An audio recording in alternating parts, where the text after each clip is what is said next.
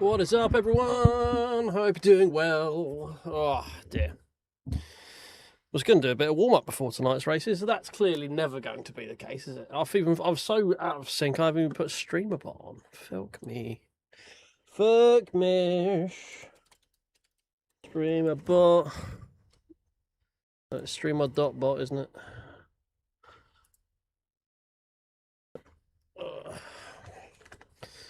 Streamer.bot.exe.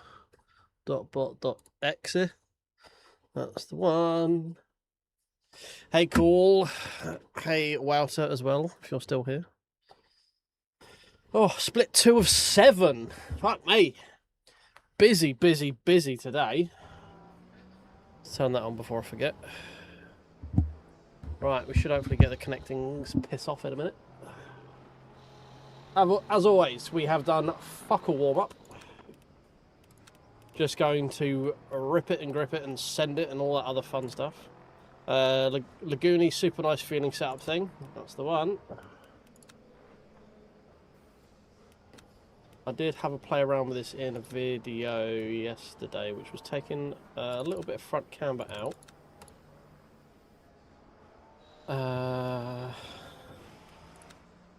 And then stiffening up the rear a little bit. Keeping the 0.12 toe. Yeah, that should be it. You are still here. Beautiful. I am so pleased.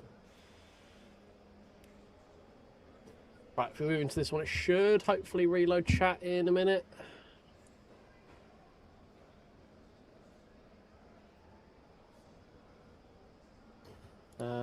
Qualifying, we want 6-ish laps. There we go.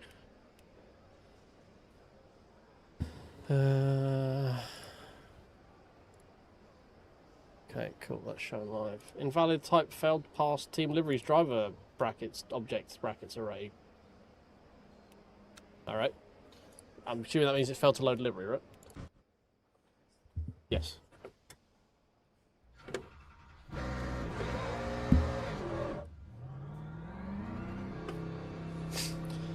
Well, we car number 7 split 2. Interesting. So, game expects us to do well. I can't wait to disappoint. Why is chat not loading? Let's just do a quick shuffle of scenes, see if we can rejigger it. No. Hopefully it'll come back in a minute. Ooh.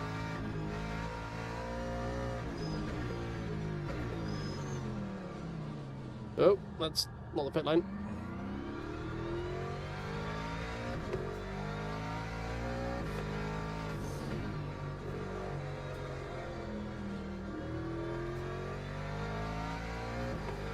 Chat, come back please.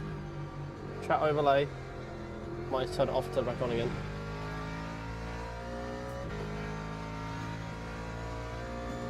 Alright, bear with while we do quali.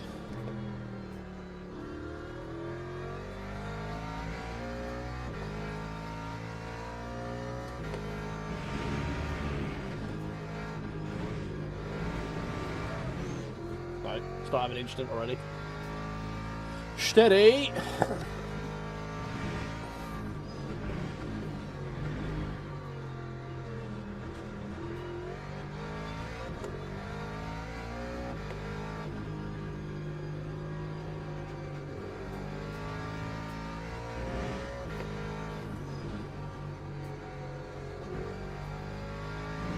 Wow. Hey Ben, how you doing, mate?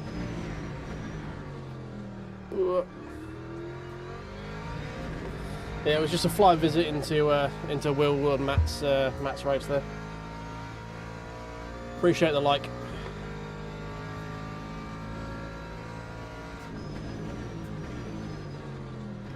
If anyone else is currently sat there with one of their own, if you could follow suit, that'd be great. The more likes we get, the earlier on, the better the stream usually does. Usually it's like, holy shit, there's not many people in here and there's a lot of likes. Maybe I should show this to more people. I think that's how it works anyway. No one really knows how the algorithm works. Have you got your set up yet? I know you are imminently building a rig with all your Moza gear and the KS Pro.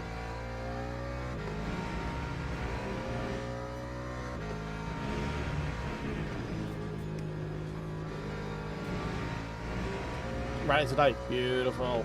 It's really comfy. That's the main thing. My main takeaway from it is just the grips are really comfy. Like I could do many hours in the rig and not really ache in terms of my hands and stuff. Which why technically this is a downgrade from the wheel I had, which was the GS. But this is far more comfortable.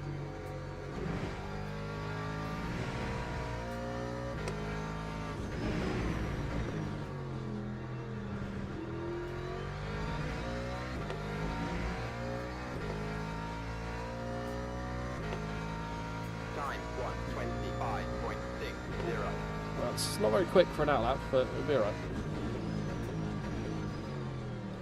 We're ramping. We're slowly getting there. We're also in the Mustang, which is not the quickest car in this track by any stretch of the imagination.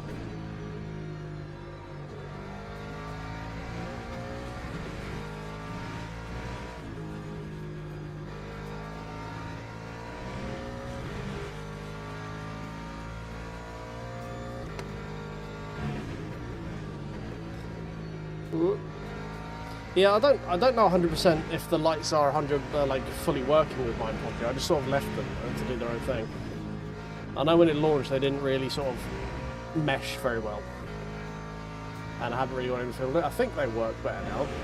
Like they would just randomly go off points, but I think they're working better now. So for anyone who was in the stream the other day, I realised I said I was looking at another wheel and never actually teased the wheel I was looking at. It was actually in Dave Cam's latest video. I know I watched a Dave Cam video. It's the one I'm looking at potentially, not anytime soon, but as a replacement to this, is the SimLab SL GT. Basically a Porsche Cup GT, like BMW GT wheel type clone wheel that isn't like mega spenny. It's still pretty spenny. It's like 500 quid, but it's not 1500 quid like most of those wheels are. So I was like, huh, this is interesting. So if we do go down the route of V&M base at some point, that could be the wheel we have as well. Yeah, similar. Like it just looks like considering what we do most of the time is GT driving, it just looks like a GT wheel, and I just really like it. Plus, Moza, like you can use it on other bases, but you have to run the control box, and I can't like run a USB pass through, so I'd probably do that with the V&M, which you still like. It's not an issue with getting the wheel connected. It's just if it's not through a control box, you don't get any of the functionality of the wheel. So for that reason, it might be if I get V&M wheelbase, it might be third-party wheel at that point, which is kind of the next step I want to play with, because I've as different makes a difference completed the Moza ecosystem, right? I've got an R25, I've got a KS Pro,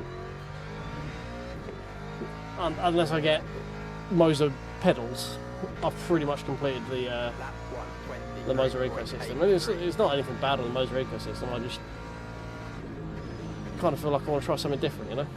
Someone else's, and obviously the V&M is telemetry-based feedback, which, in my opinion, is a superior force feedback. Because you're less reliant on the game's janky direct code.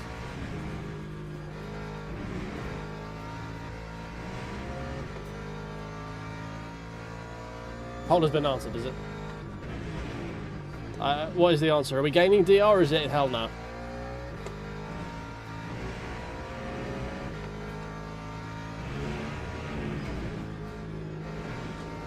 Blech. Yeah, no, I saw it teased on it when I was hunting around for the V&M wheelbase and stuff. I was like, oh, I was on Pure Sims, which I think is a UK site, and I saw it there, and I was like, oh.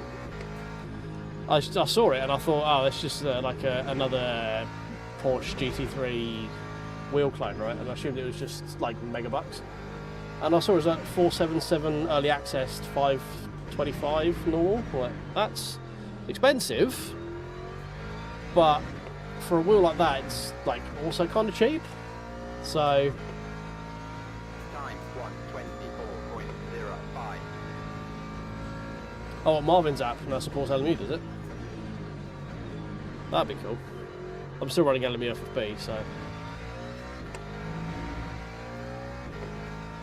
I think telemetry force feedback is like the next big thing, especially with SimLab. Obviously, agree with their new wheelbase as well because they've got telemetry. That's like the first big name to have it. Like V&M has it, but they're also not a big name. No, we killed that.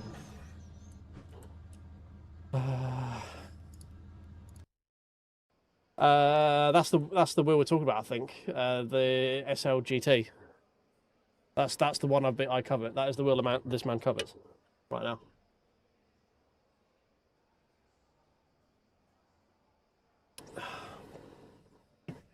Oh yeah, nice. Yeah, you'll always be chasing stuff. Like for me, it's like, oh, we haven't got wheel cam on.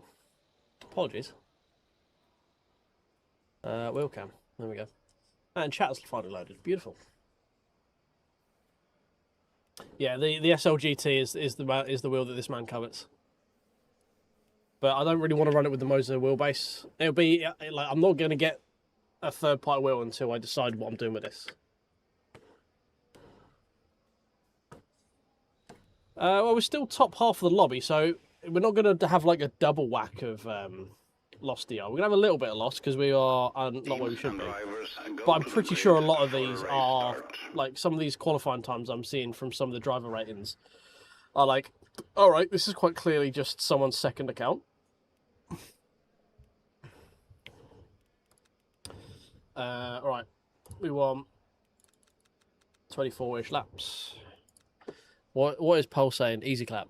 Oh, okay, that's not the way I thought you guys were going to go. I'm not going to lie.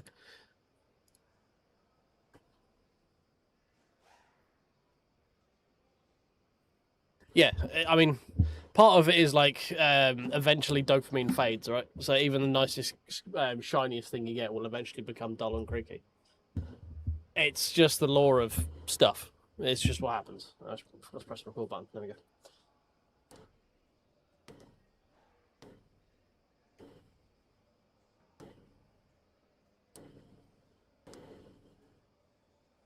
Whereabouts is Imza?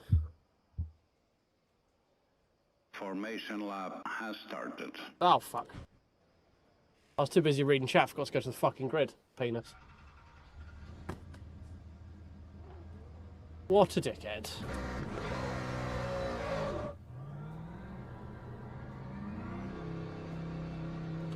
It's been a while since I've done that. Road America. Oh, okay, cool.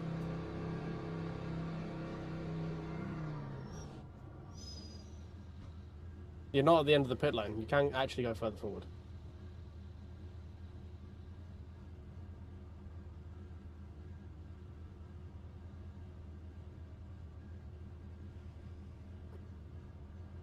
Hey, Rexy took pole. We love it when Rexy takes pole. I need to make my webcam bigger and get the SimLab race map on screen. Oh dear. What a silly, silly boy I am for forgetting to go to the fucking grid. We might miss some turn 2 shenanigans.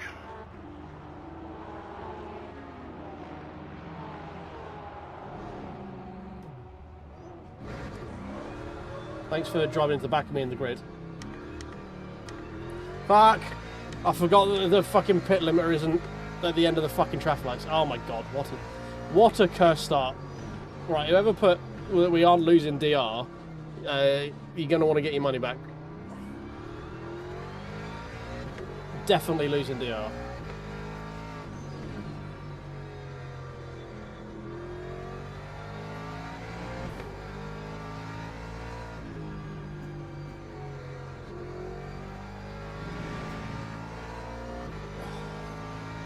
Hey, Biddy.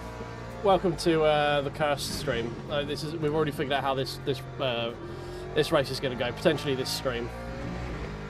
I forgot to go to the grid, and then I forgot that the actual green light isn't at the end of the pit lane for like the only time in this game. It's actually 2-3 car lengths further down the road.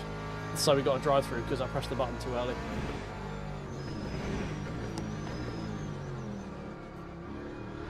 I need this Porsche to get the fuck out of the way.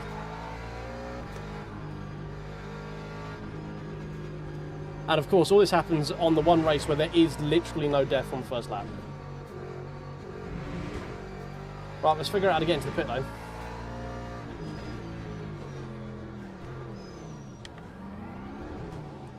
Oh, not like that. Oh, there's death. Alright, so you don't want to cut that curb, that's good to know. You're actually... Alright. Ah, dear. I mean, if you thought literally anything else was going to happen this race, I don't know what to tell you.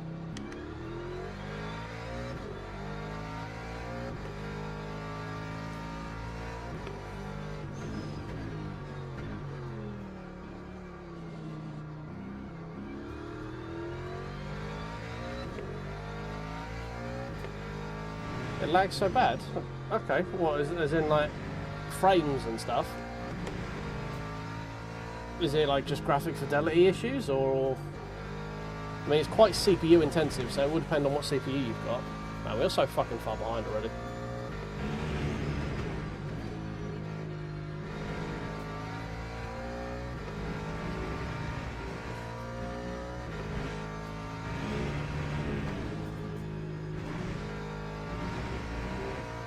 Fine, first one on the stream. Everybody gets one, right?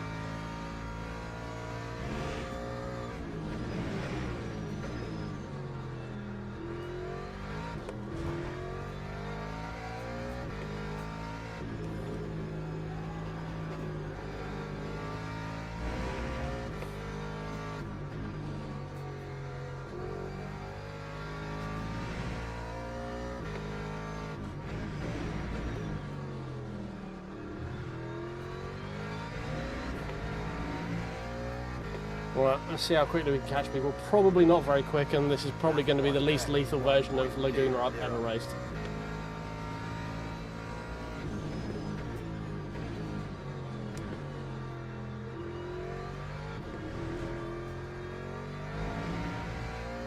Right, this is going to be the cleanest race. We're not going to see fucking anyone for this entire race. And we're going to end up coming in P32. And then next race, we'll qualify like P8 and we'll get taken out first corner. I mean, you're not missing anything here, Alan. Nope, yellow flag. Freebie. Probably going to get on track just before I get there. Oh no, you've breached. Okay, fine.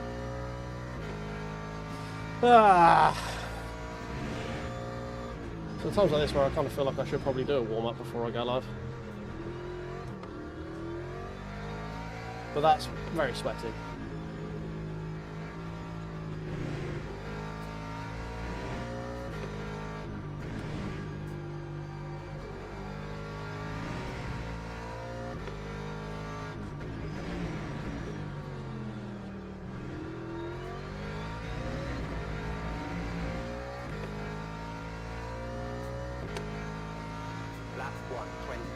You've seen the new Fezzer? Interesting. I didn't know they were bringing out a new one next year.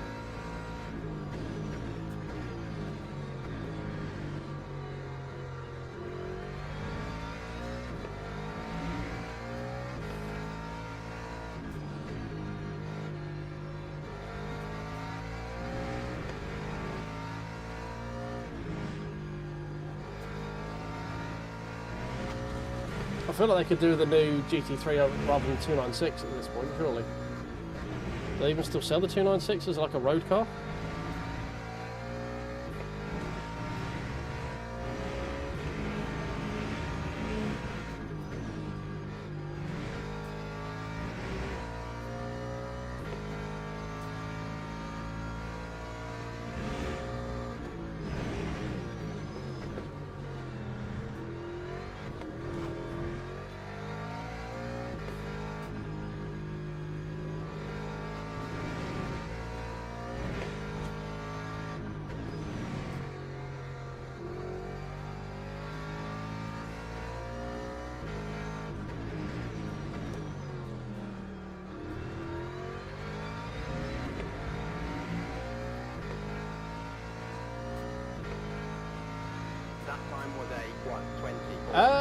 I don't... Is that Evo squared at this point?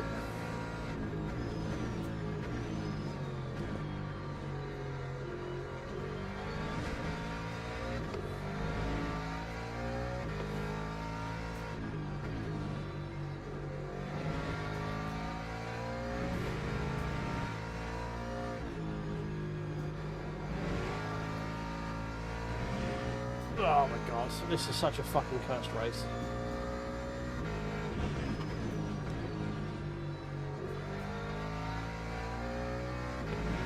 Why is there so many people driving without contact? Where are these races when I'm in them?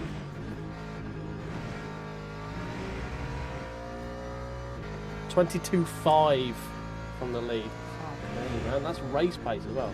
That's what I mean, like some of these are definite, like, duplicates.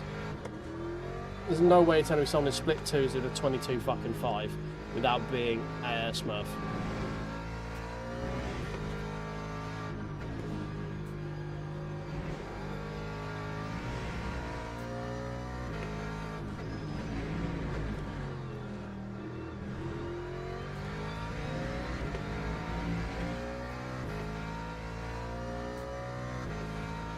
Lap 1:24.09.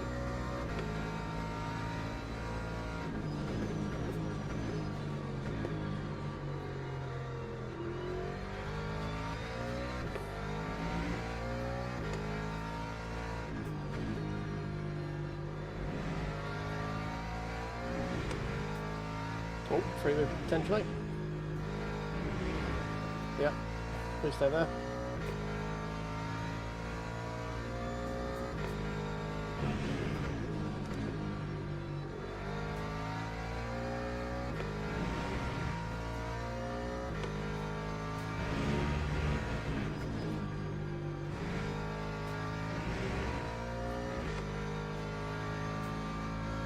Oh yeah, that's the side by side of the kink is not for the faint of heart, that's for sure.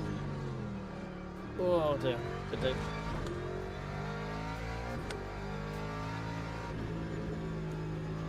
Way too long on the throttle there. Someone moving. That's the first time so far this race. He's going in the pit lane.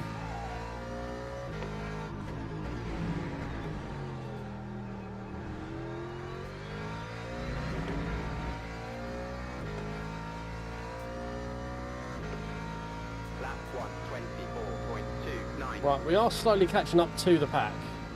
It's just very slowly.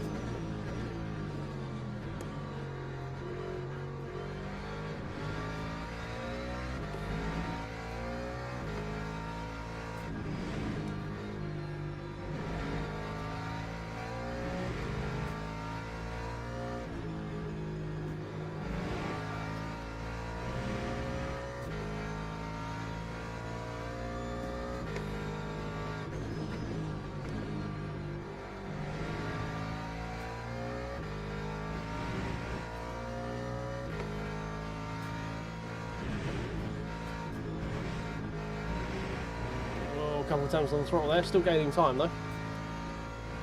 Another yellow flag.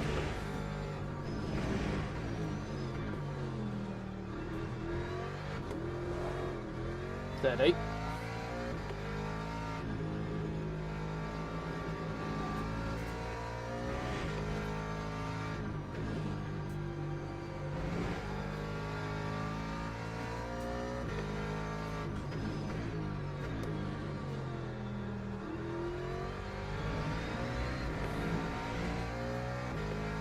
.38.9, 25. So we are again gaining on everyone in front right now.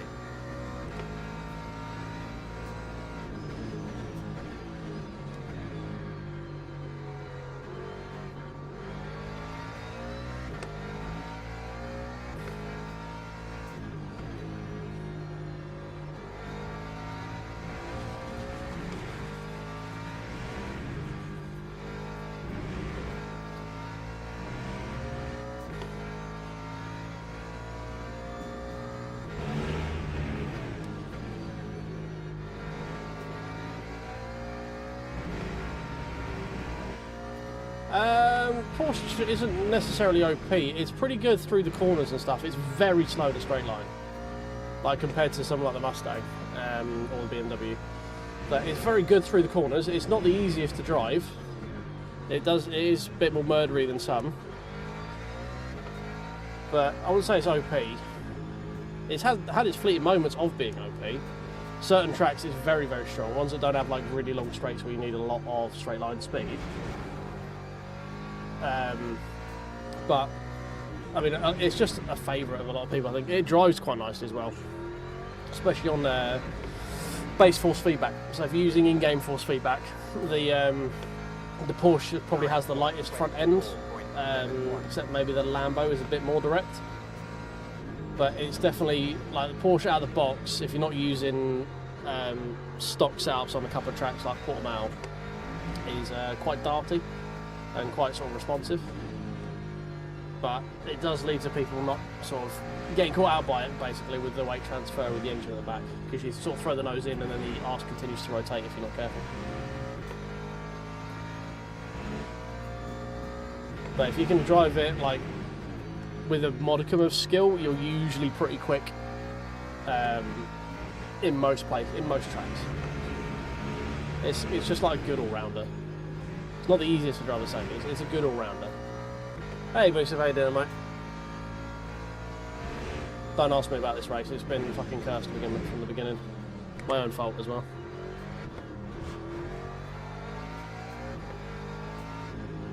Really annoying because I've got good pace at the moment. Me and the Mustang are becoming one.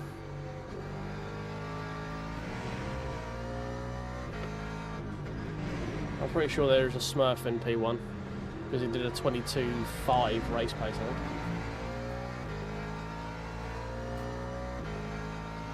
Time 1:23.68.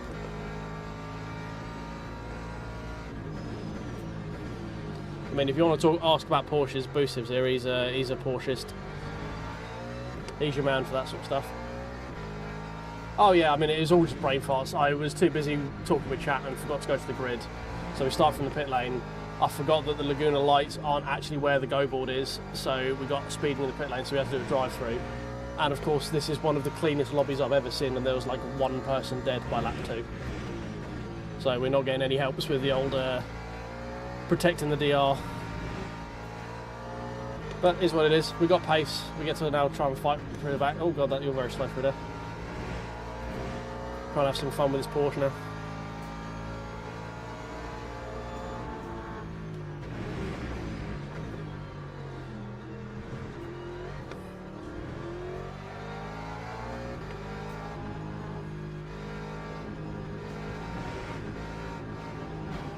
Oh, fuck. That was close.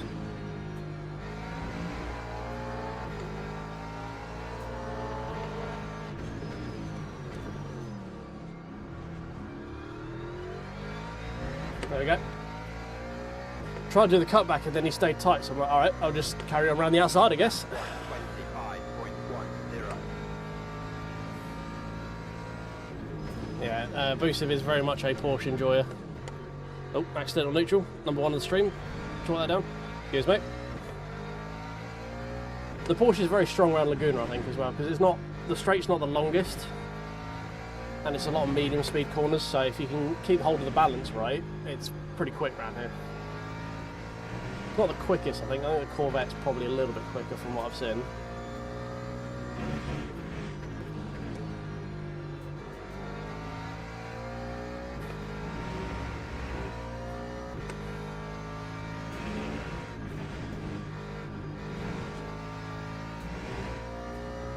Right, if we can get back to maybe a top 15, I'd consider that a win.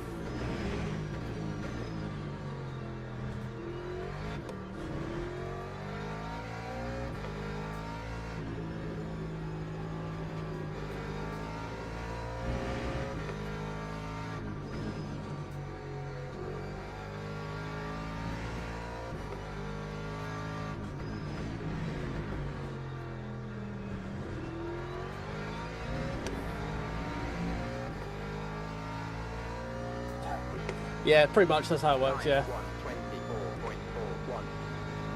296, is it? Okay, I've not seen too many of them. The ones I have seen generally going backwards into the gravel as well. I've never gelled with the 296 really.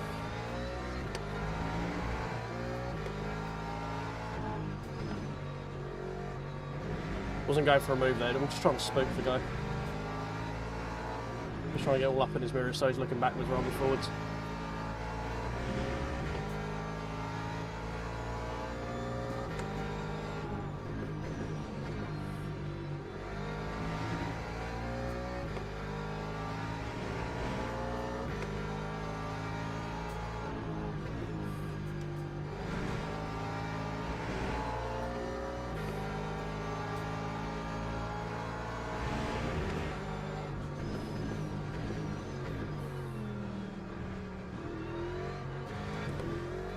I don't think you could do much better than that.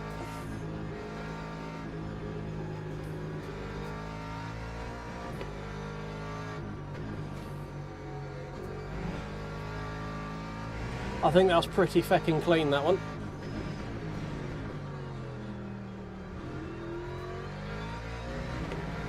Right, onwards, next one. Lap 124.74. Oh. Was that an intent wreck or is that just a complete brain fart? Looks like a complete brain fart. There's only one car over there. Or is a missed intent wreck? One of the two.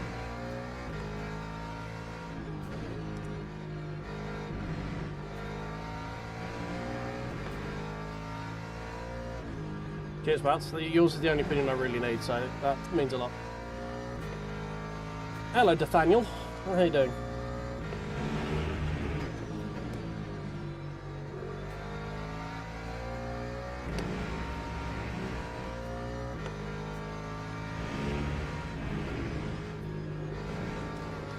Steady.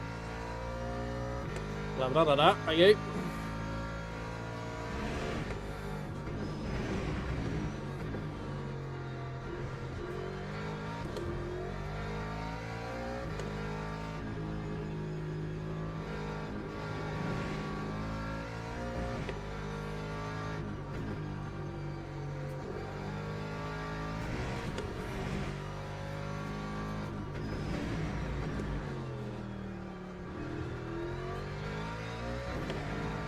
It's doing good. I'm glad it's doing.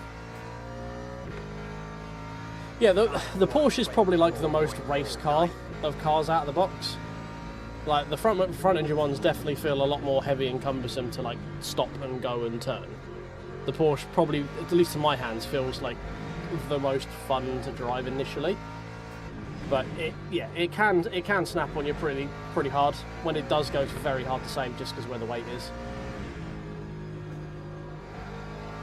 The front engine ones are a lot more progressive if you're not worried about trying to get into the like limited slip angles and stuff.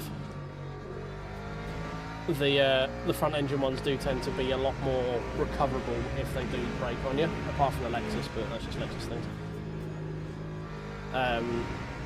But the BMW and the Ford are very progressive when they let go.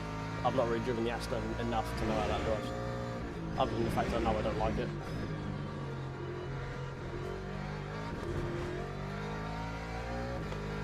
So the only other one that's kind of, I think, equal to Porsche in like responsiveness and stuff would be the Lambo, but that's damn sight more deadly. The Lambo, to be quick in it, you have to make that thing fucking lethal. Hello. I've raced past Dan a few times. Hopefully he's going to get out of the way because he's back marker. Lap 124.35. Oh, he's not back marker. I thought we said, oh yeah, wait. We are this far back, aren't we? Fucking idiot.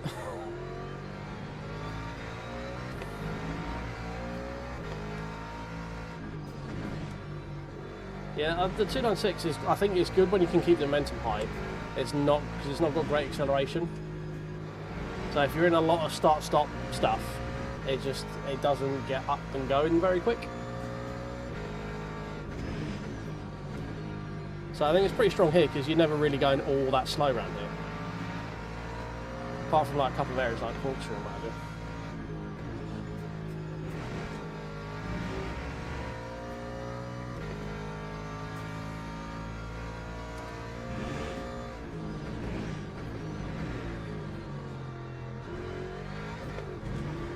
Rider's going to about to get killed then.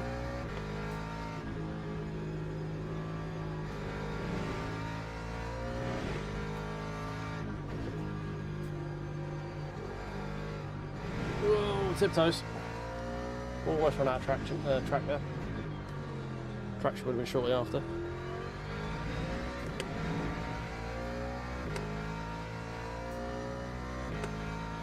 Lap 124.40. I mean, you were pretty quick here, Dan, at the old TSC races. I wasn't. I crashed. Twice, if I remember right.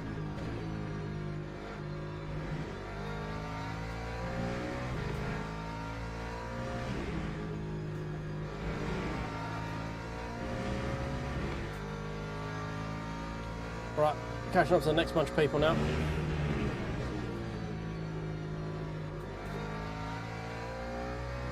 One of these guys got plus 10 as well. It looks like he's had an incident because he's coming back very quick in the old Delta. We're now on the yellow flag. That would tally up.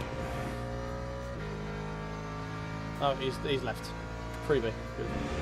Is he left? I don't know if he has actually.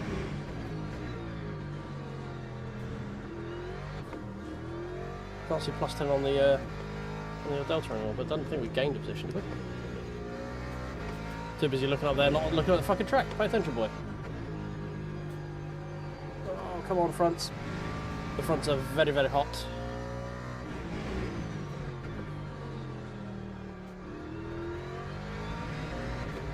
He dumped, did he? Okay.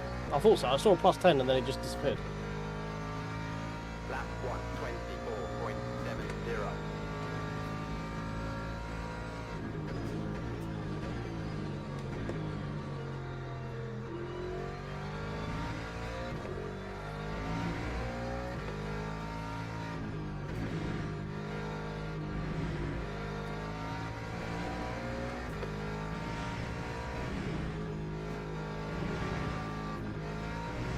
Fronts are getting very hot. Ooh, front left is 91 degrees. Yes, it is very hot. I can feel it. It's just not wanting to sort of bite as much as it was at the beginning. It's very easy to sort of push through into understeer right now.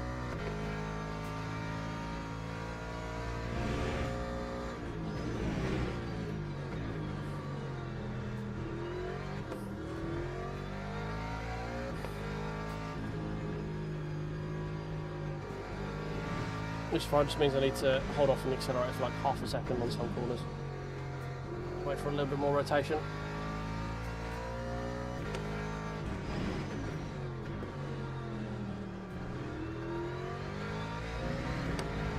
We're still gaining on the guys in front pretty quick, so...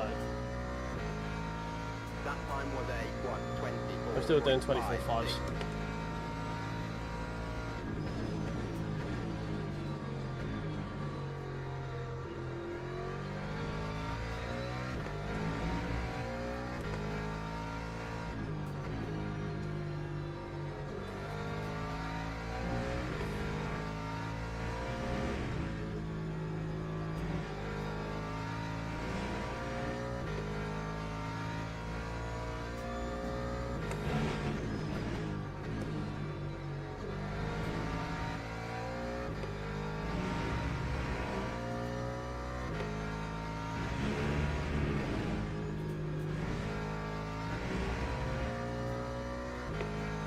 Oh, Prasdan's had another off.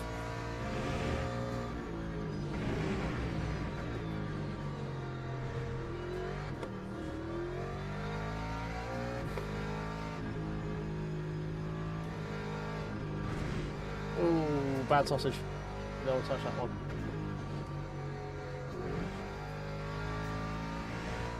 That is very much a dangerous sausage. Pretty much all of them around this track are dangerous sausages, to be fair.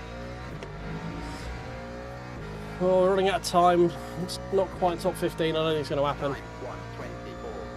It's going to be a bit of a hefty DR loss, this one, unfortunately.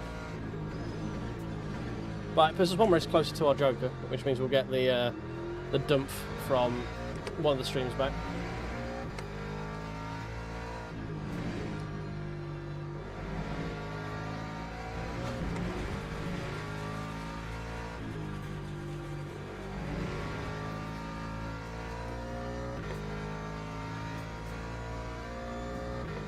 Oh shit, we've got 44 people watching. Hello everyone.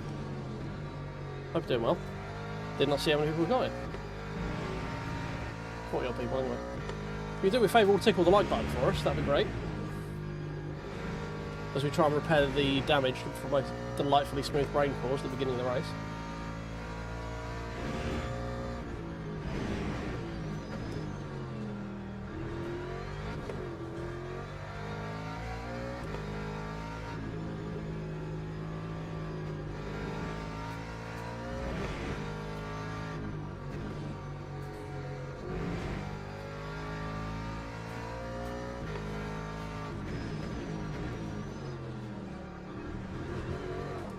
No, see, danger sausage. Very bad sausage, that one. Didn't touch. Time 1:26.00. Well, that set us back a little bit.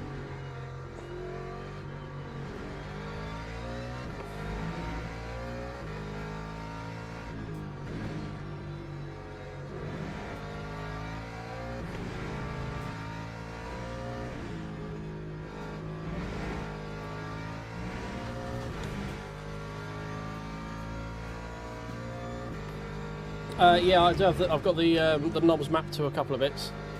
I will illustrate shortly. So this one is my MFD, TC1, 2 and 3.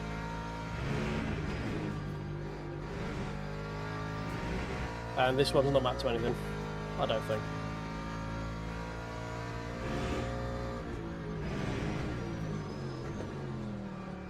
Probably adjusted to ABS, to be honest, but I do have ABS on one of the front encoders up here.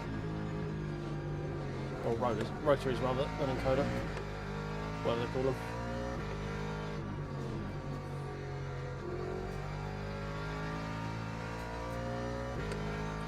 Fucking hair on the hand or something.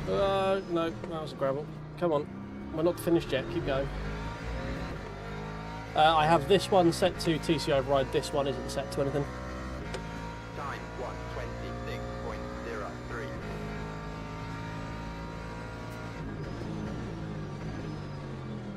I probably should map both of them to TC override, to be honest. Because sometimes getting to this one isn't always beneficial, sometimes I want to get to this one.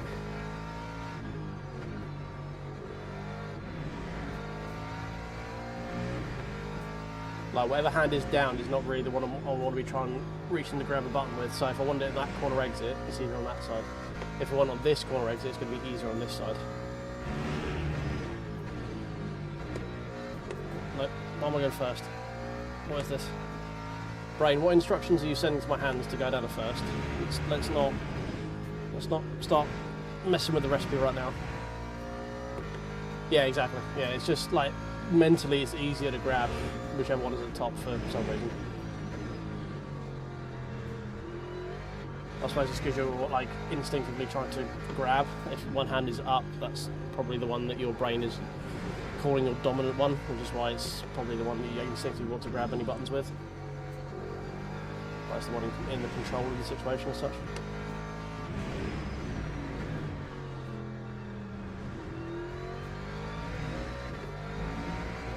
I think it's only PB race pace, 23.6. I did have recorded at a 24.0, I've done it 23.8 race pace though. But yeah, the front tyres are just absolutely fucking tripping this right now.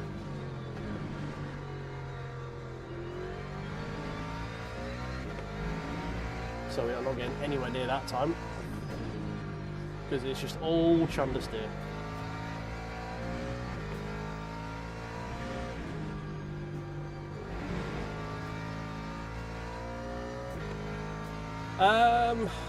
Very rarely I get a little stutter, but not often. Apparently it's, I mean obviously it's a sim so it's very CPU bound.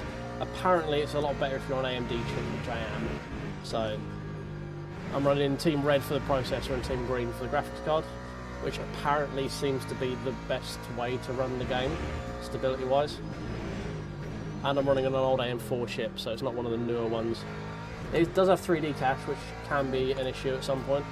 I've got a 5800X 3D, so if you're a CPU nerd, then obviously that's got the 3D cache on it, old AM4 architecture, RDNA 2.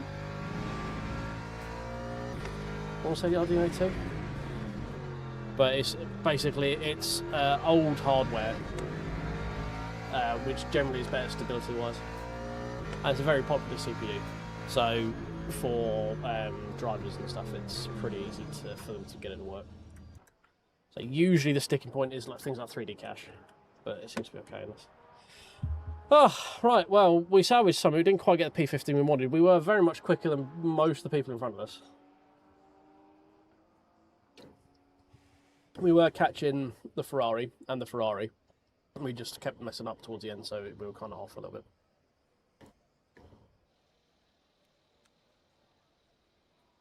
Oh, dear.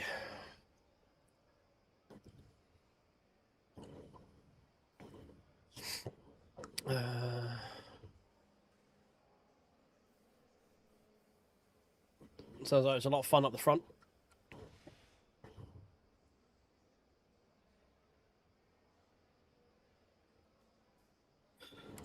Oh dear. Right. That's that one done. Hopefully the next one goes a bit better. Holy shit, we're up to nearly 60 people. Well, hello everyone. Ignore this position's lost. We started from the pit lane because we're a fool. And then we got to drive through in the pit lane because we're a bigger fool. We lost a little bit of driver ranking. We're actually up in general. We're not hovering around bronze 3 for the first time in a while, which is good for my mental state.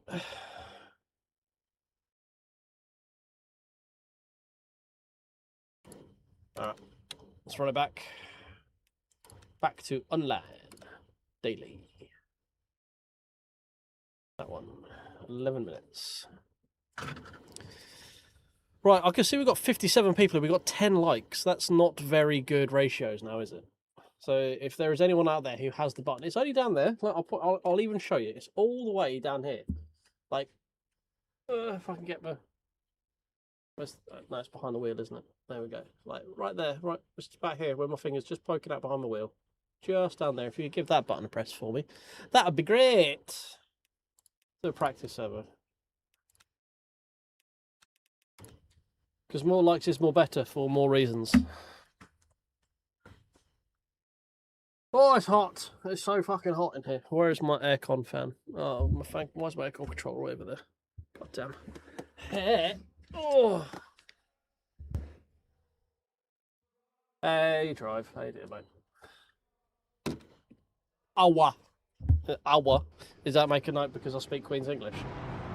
The hour. Right, can we do anything to stop the fronts from fucking melting? Because that's kind of the limiting factor right now. Can we do anything about that? How about that? Can we drop lower camber?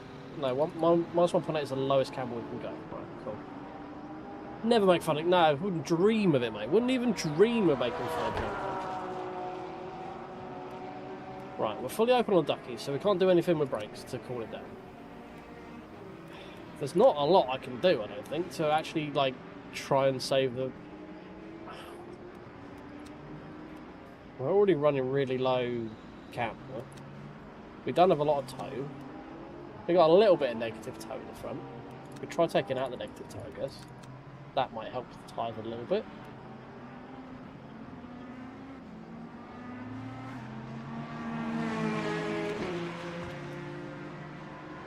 Or do we just have to deal with the fact that after like 10 laps they get fucking heat soaked and they're just wibble wobble jelly at that point?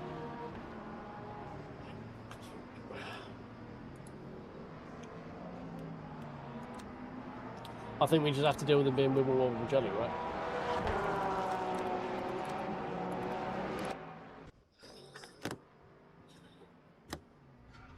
He knows. He knows. Road. It's Birkenstocks. I mean Birkenshaw. Right, that's the bit that fucked me last time. You've got to remember that. Purchase Farm remembers.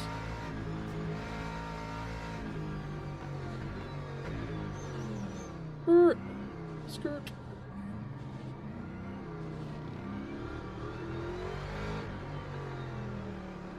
Then we go.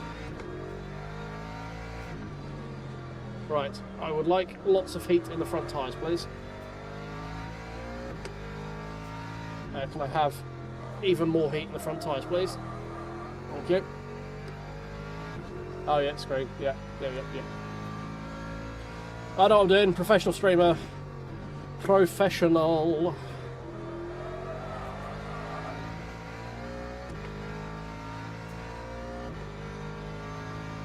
I did watch out for cars were going into the fast lane. I pulled out. I saw him. I pulled back in. I don't know what else you want me to do. Alright, I mean, you had the entire fucking racetrack to go, mate. What in the shit were you expecting me to do? Like, alright. I'll move over to give you the track for... Alright. Whatever.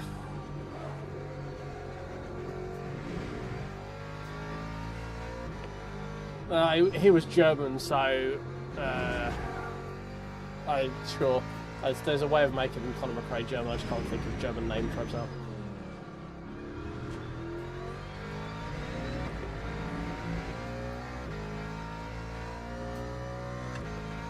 Exactly. I am a professional streamer. Sorry.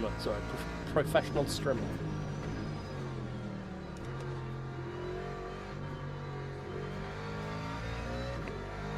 Hello.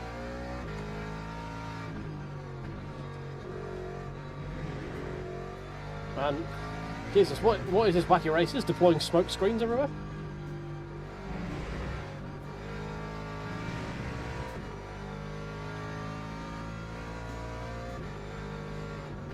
Yeah, the main thing I find with the BM is it, like the Mustang is doing right now, which is rare for the Mustang to be fair, is it absolutely cooks its front tyres. Absolutely cooks it.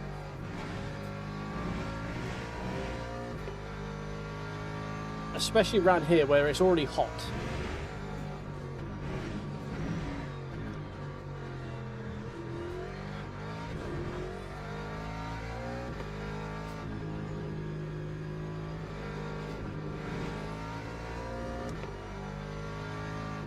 I think you can actually go in and adjust the preload on the BM now. But you didn't used to be able to do that.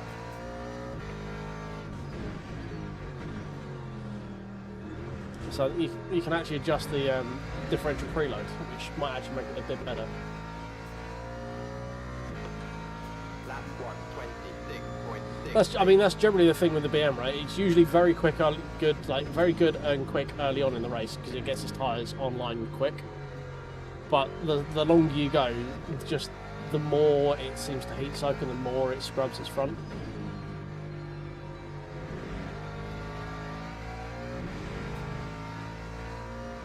But yeah, it's very easy to drive. That's the trade-off for it.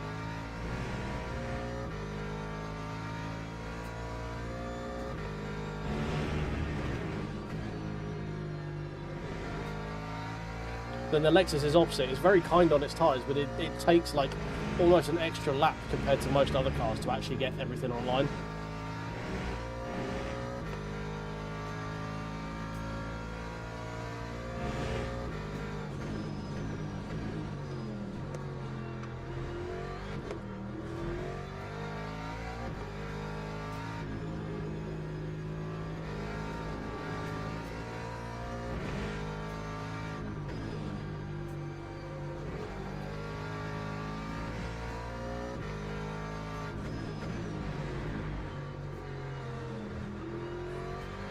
Oh, hello.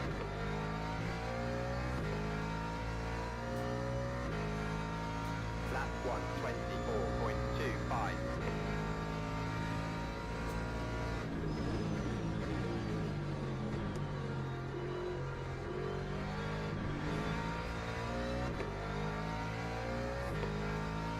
I'm scrubbing too much speed through T1 at the moment.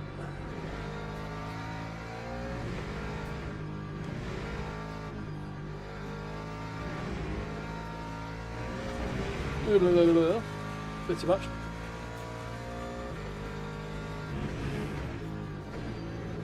I mean, I think I've got this Mustang in quite a nice window. It's a little bit knife edgy in a couple of places. Here mostly is the bit it's like the least comfortable. But I'm getting better with being able to get it through there quickly. I don't think there's much more places I need to find pace. I'm about a second off Alien, which for me is pretty fucking quick.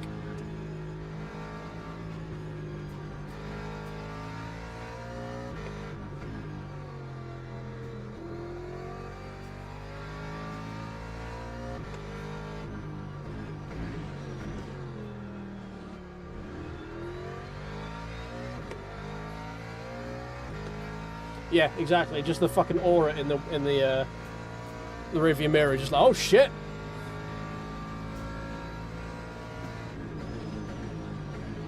Like fucking Moses parting the Red Sea, I'm just parting cars out the fucking way. I'm the racing equivalent of a black Range Rover in the outside lane on the M25 at 11 o'clock at night. You just get the fuck out of the way.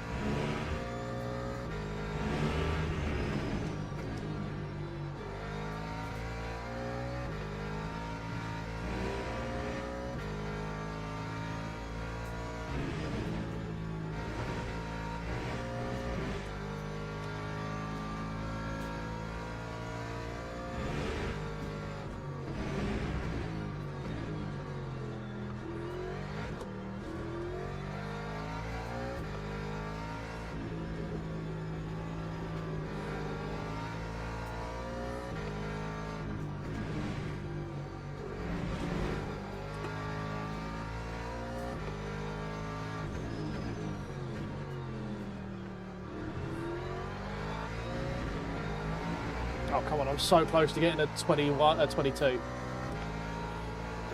No! It's a new PB, but not quite 22.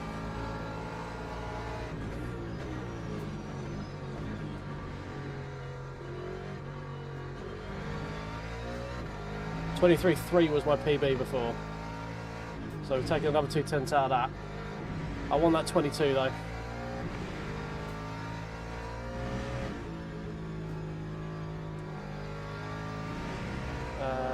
I'm going to pull out actually because I don't actually remember if I signed up for the race or not. So I'm going to leave now so we can actually get into it. Just in case, because I am known to forget to fucking register for a race. See? Told you. Fuck, told you. It was in the back of my head going, hang on a minute. I think you might have been confused about why the fuck I slammed my brakes on it in the straight. Oh, talk about timing. 46 seconds left. Woo! That was close.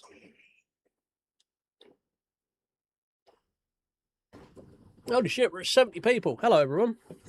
How are we doing? 70 people and 13 likes. I'm starting to worry I'm getting bot farm now. Do me a favour, prove you're not a bot. Tickle the like button. Subscribe, maybe. All that other fun stuff you can do. There's 2 people over on Twitch. I assume one is cool. The other one may not be following. Why not press the follow button? Shilling complete. Right, I'm just going to go for a Eurification. I'll be back in 2 secs.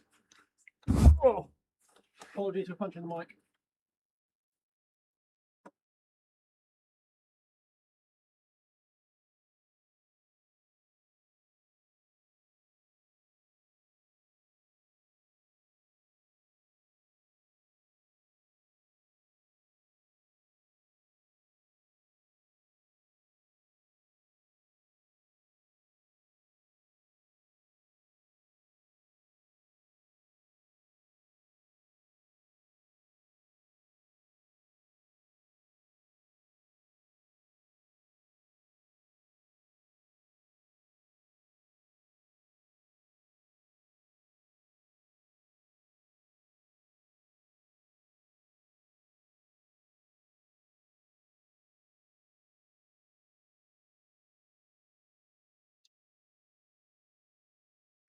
Oh, right, we're back. Oh, squeezing the rig. We're back. Join Ivante. Man, for a Saturday night stream, this is a load of people. Hello, everyone.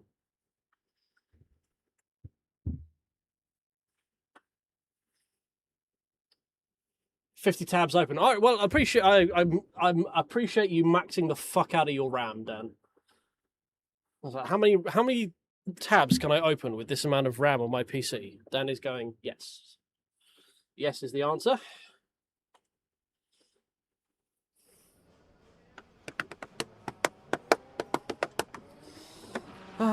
Right. Wait, did I see? Are we car number 31, split 1? All right, we've been promoted, boys. This is split 1. Prepare for the worst driving standards you're ever going to see in your fucking life. We're in split 1. This is crucial race, this one. We have to do really well in this one. It is split 1. This is split 1 mindset. This race is the last race that's ever going to happen ever in existence. So we have to push for everything. Crucial. It's critical for the race.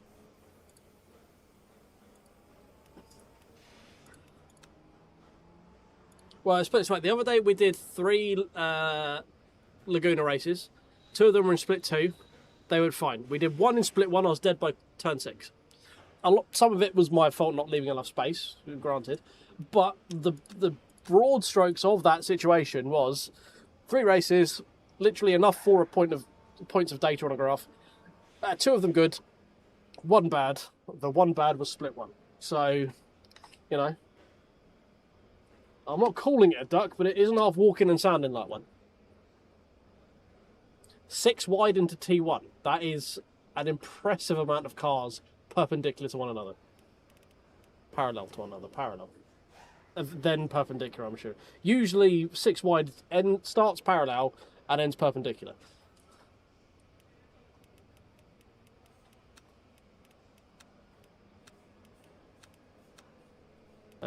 That's way too much fuel. 7 laps. I need to add a spring. I don't think I did much else on that, did I?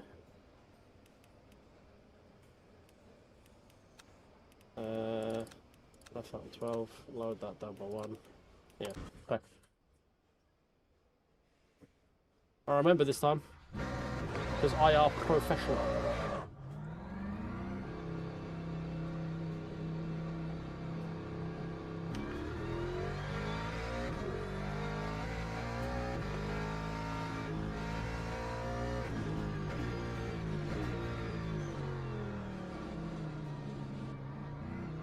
Guys, we're still at 17 likes. We're almost at the point where like 10% of the people in here have still have liked the stream. Actually, 20%. I can maths. Surely, not all of you are watching on the TV and falling asleep. I know that's a large part of my demographic, the home for sleepy sim racers. But some of you must be on a PC or a phone that can just wiggle your way down to the like button somewhere down there. Oh, I have camera for hands, don't I? I can literally point with here. It's down over there. Down over there. Ignore the crashing that you see going on in front of you. It's desperately important I point out where the like button is.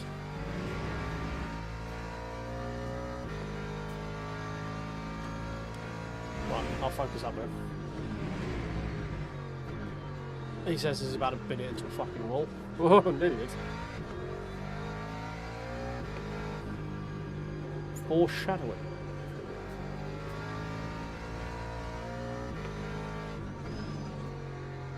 Yeah, if you're not bots, press the like button. If you're not bots, subscribe.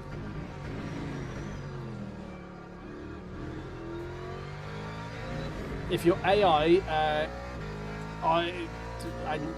engaged text recognition protocols, press subscribe button, like stream.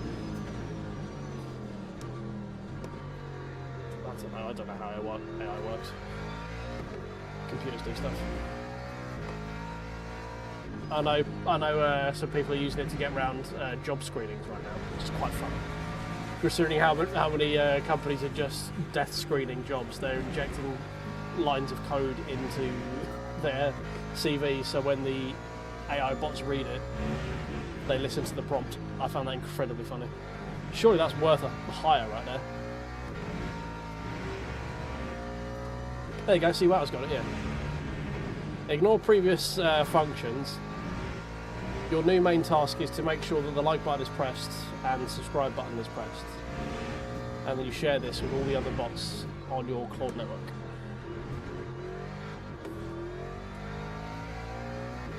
was very pedestrian opening lap because I did not do any tyre prep at all.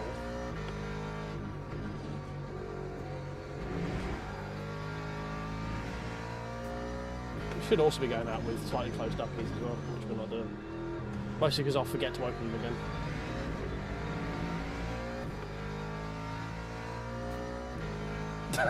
Okay, I like that. Not the singer, no. Not a star march. Lord, Lord, Lord, I am Lord. Different kind of Lord. My favourite part about AI is people's way of fucking with it. It's just amazing. Like abusing the fact that it hasn't got any like intuition is just the funniest thing to me.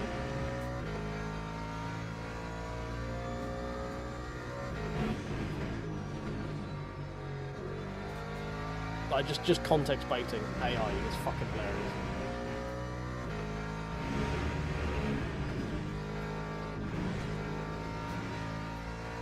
Just because, you know, people thought they were really smart bringing it out, and then everyone's just like, haha, I broke it with this really simple tool. You know, this thing you've spent hundreds of millions of pounds developing, yeah, these 2 lines of code basically breaking the entire bot that you just made, by the way. I've hijacked it. It's now just sending me cat memes every hour. You can hijack it to do the most mundane shit as well. It's even better.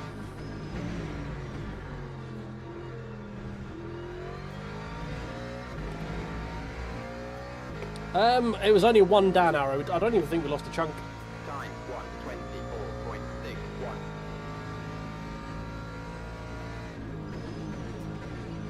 Like, I'm not anti-AI. It's a very useful tool when used properly. Problem is people haven't figured out how to use it properly yet, so it's just kind of, it's still in its gimmick phase. And still the funniest thing is all the companies that fired all their junior staff for AI to find out that AI is actually more expensive than hiring the staff and are now rehiring them again is fucking hilarious. Again, just from a fuck up standpoint.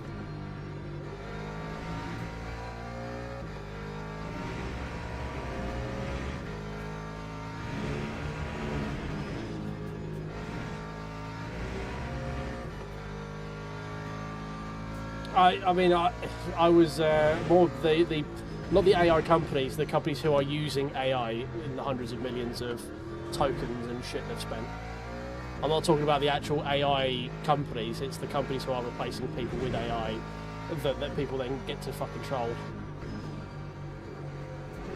Because some CTO thought he was really clever by doing it, and then one guy who actually knows how it works just breaks it in half a second with like 2 very simple prompts. That time was a 1:20. Fucking hell, we actually qualified with a 23. We never qualified with a 23. They always fuck up on it. A bit tight from there, but let's roll.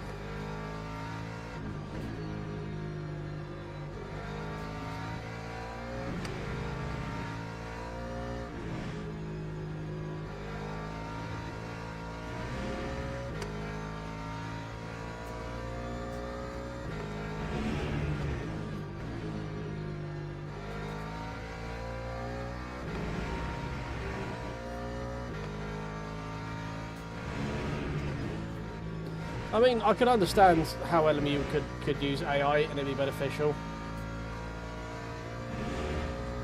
Like, I have no issue with company using it for really, really fucking boring, mundane shit.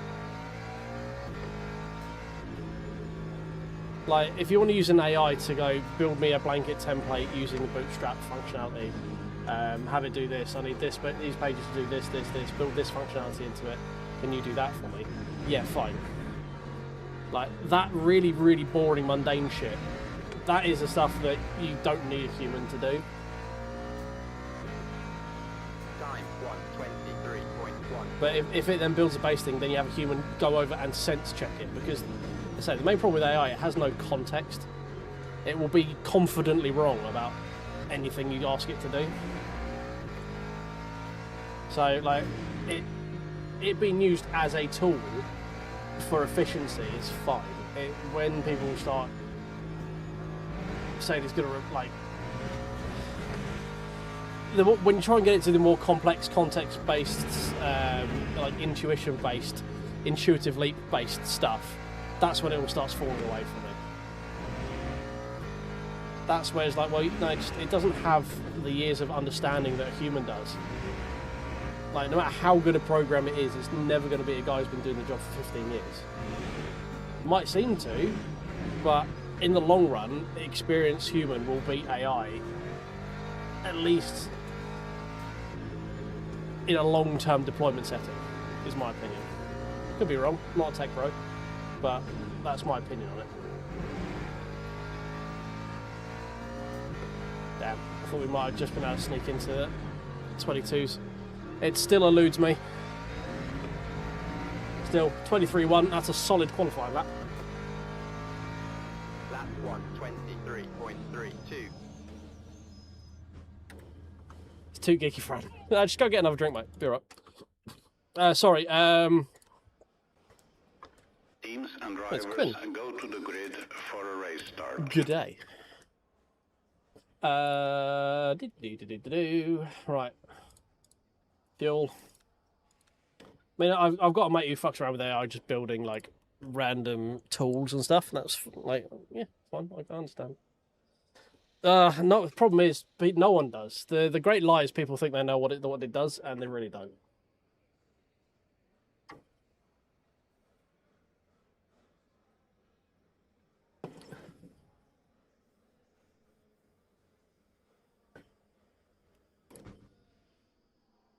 Yeah, this whole vibe coding stuff, I can't. And the problem with getting it to write stuff is if you don't know how it's written, how can you fix it? Because the documentation, like, I know a little bit about coding. I'm not a coder. I dabbled with it during COVID as trying to learn a new skill to potentially upskill my work and stuff. I realise it's very boring and I cannot be bothered. It's very frustrating for someone who needs like regular hits of dopamine. Coding is not it. It's just hours of frustration of why the thing isn't working for a tiny amount of dopamine when it does, until you do something else and it breaks again. And I'm not about that life. That's too much frustration for not enough dopamine for me. But even I know, like, long-term documentation support and bug fixing over regular updates. Vibe coding is not going to get you that.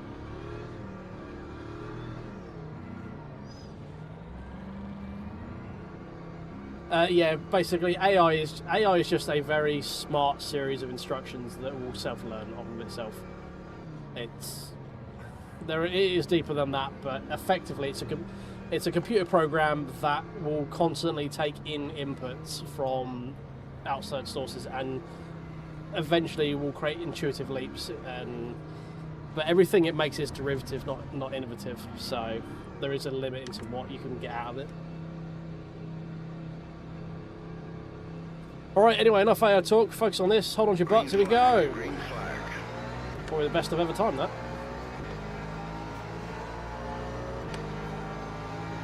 I'm just going to vibe code my way through T1, hopefully. Someone's already dead before we even made it to T1.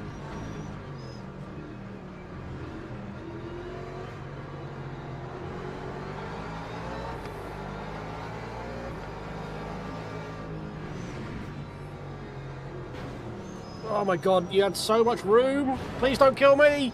Oh, for fuck's sake. We got a puncture. Oh, why split one? Why is it always in split one? Fuck my life, man. I swear I left him so much room on the inside.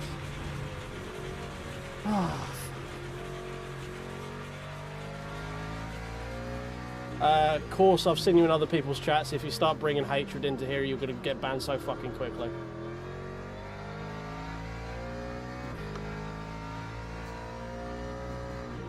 I saw you in Matt James's chat the other day, spatting the same, what appears to be Control-C, Control-V coded stuff. Yeah, it's not a place for that, mate. We're sim racing, we're having fun. We're annoyed, but we're having fun. Man, we were on for a fucking good race then as well. Hello, Porsche. That was going to be fun. Doofy's out.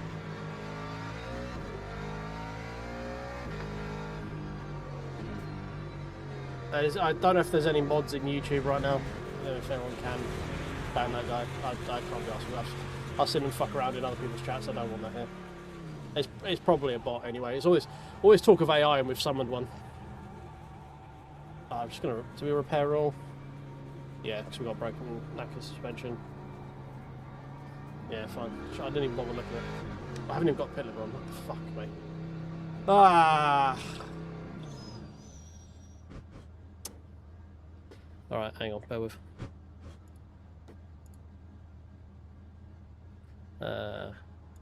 I'll do it myself. Oh, fucking YouTube, come on.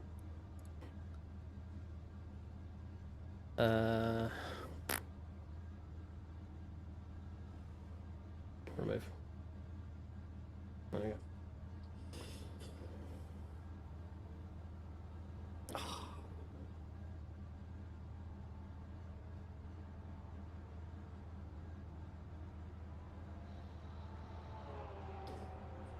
You do hear a bit more rumble. Look, we're already being fucking lapped, man.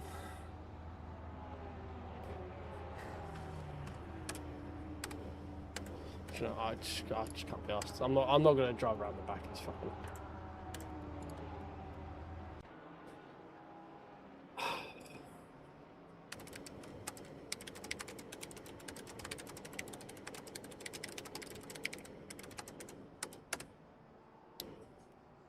Right, what the fuck happened?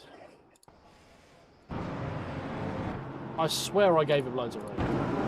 Because this is how we got killed last time, so I was making sure I wasn't squeezing.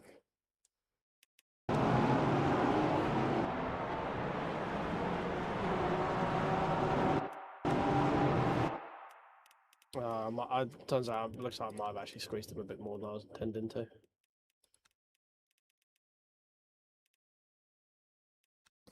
Yeah, I should have just left him. I thought I was more over here.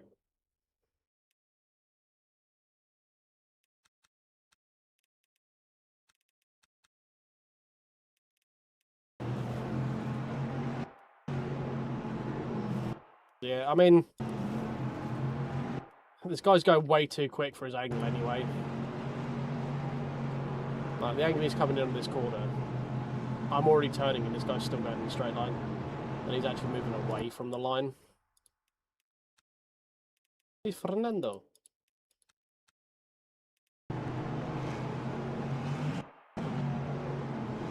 He gets a little bit of a wiggle on the way in, I guess. He did kind of turn in and then have to turn back out again. Hey, Perry.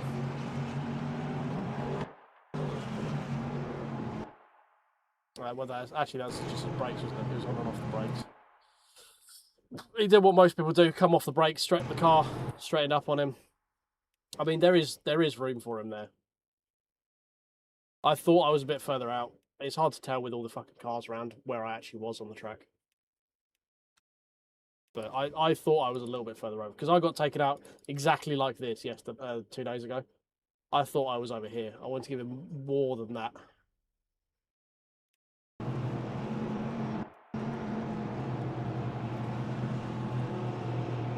So yeah, we survived this bit. We get a little bit of a slide and then we straighten up and then he hits me again and then we get hit by something else. Hey, Barry's watching. Hey, Barry. How you doing, mate? Holy shit, we're 124 people.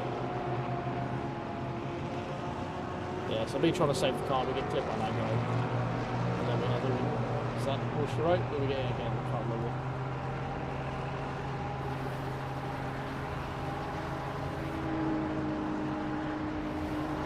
No. Okay, so yeah, I think it was that hit with the Porsche that actually killed us, wasn't it? Yeah, it's this clip with the Porsche here. As I regain traction, we just get broadsided by the fucking Porsche. Again, people driving very quickly on the yellows. And bear in mind that Mustang is also having his own incident over here. With someone else driving to the back of him. So there's just a lot of people driving very quickly. Yeah, this Porsche basically spins this Mustang out. None of these guys are slowed down. It's just a racing incident, beginning of the race in split one, but it's fucking split one. And people, like I said, they drive like it's the... I mean, I don't... See, this is a lot of space on entry. This is what I felt like I was leaving him loads of fucking space here for him to figure out his line through the corner. I knew he was tight. I knew he was there, and I was trying to leave as much space as I could. But yeah, I mean, his angle into this corner is fucking terrible. It's pretty much going straight at this point. Only here he actually starts to rotate, and then he understeers. So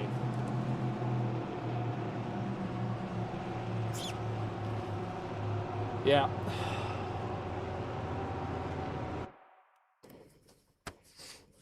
Yeah, he didn't want to give up the place, even though he wouldn't have held it because I had the wider line, which meant I could carry more speed, which meant I would have got to this corner quicker. But it's what it is. Racing instant.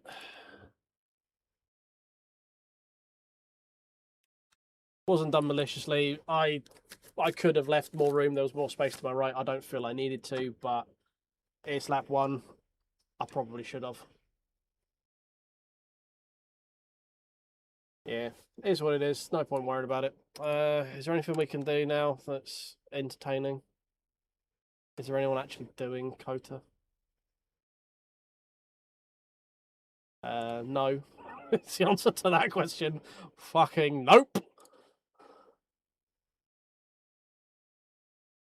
No, I don't bother racing to those baits anymore. This is why I play iRacing. So, well, number 1, why are you on LMU then? Number 2, I've played iRacing. It's fucking awful. There's a reason I don't play it anymore. It's because your 12 to 1800k splits are fucking terrible.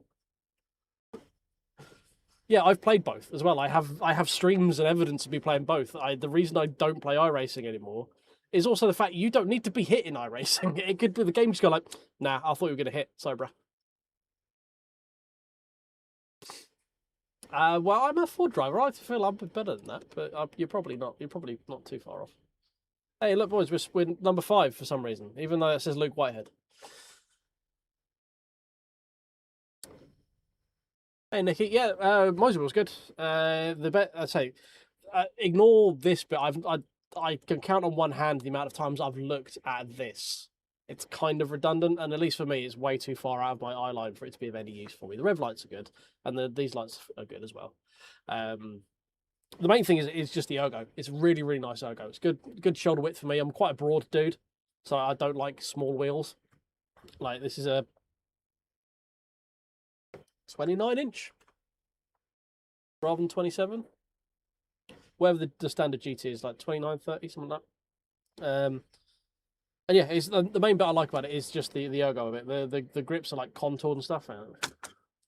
So as you can see, like they're actually like sort of thicker in the middle bit where it goes around your hand, and it just fills the hands out really nice. You don't get cramp when you're using it for a long time. Like, I usually do a lot of the LMU team stuff solo, so like I've done a 4-hour solo on this, and my hands feel perfectly fine afterwards. Whereas I had the GS, so technically this is a downgrade from my other wheel, but I much prefer this one. The GS went in a box and hasn't come out again. But I like the functionality of the dials, but again, I don't use any of the colour bits on them. I just like having them there. 5 dials is probably too many. I don't use these buttons, which is why there isn't any stickers on them. Not that you can really see because the webcam's a bit blown out a little bit. But yeah, it's a nice wheel. I very much like it.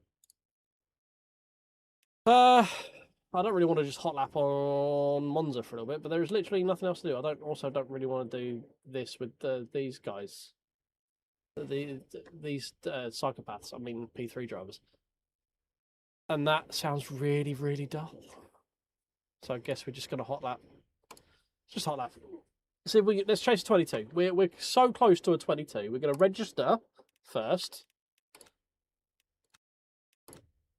And then we're gonna chase a 22 because we're so close to a 22.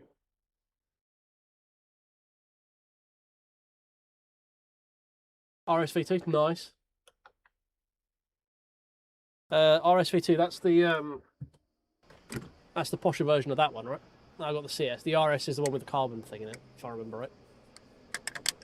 I use this one mostly for touring cars and rally and stuff. Because I've also got a sequential, so I like doing super tours on race room with round wheel and Yankee clicky stick, because nothing is better than doing that to get into a gear in a super tourer.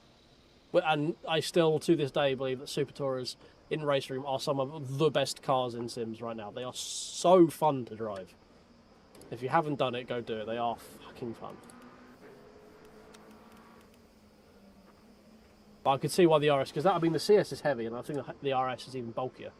So I could see why, like, the CS wheel is one of the reasons I started driving with gloves. I don't do it anymore because I just get too hot. But the stitching in here is really, really rough. I don't know if you can see it very well with the lighting. There's like sort of actual car-like stitching on the inside, and it chewed my thumb like really badly when I was using it a lot for like rally and stuff. So I started using gloves for that. I kind of just grew out of it and dealt with it after that, but my weak little sim racery hands couldn't deal with it. So, but yeah, the round wheel is exclusively for like rally and touring car stuff, basically. But yeah, that thing weighs a fucking ton as well. I've had a lot of people say like, "Oh, I've got an R5. Should I get the CS wheel?" I'm like, no, it's too heavy. No, it's too heavy. It's like putting putting damper at 50% if you put that on an R5. It's so heavy. Thankfully, my my R25 handles it fine. Hashtag humble brag. You don't need the R25. I don't need the R25. I bought it as I half bought it as a meme. I'm not gonna lie. Like, I can afford that. Wait, I can afford that. Wait, okay. That basically was the train of thought that went into me buying it.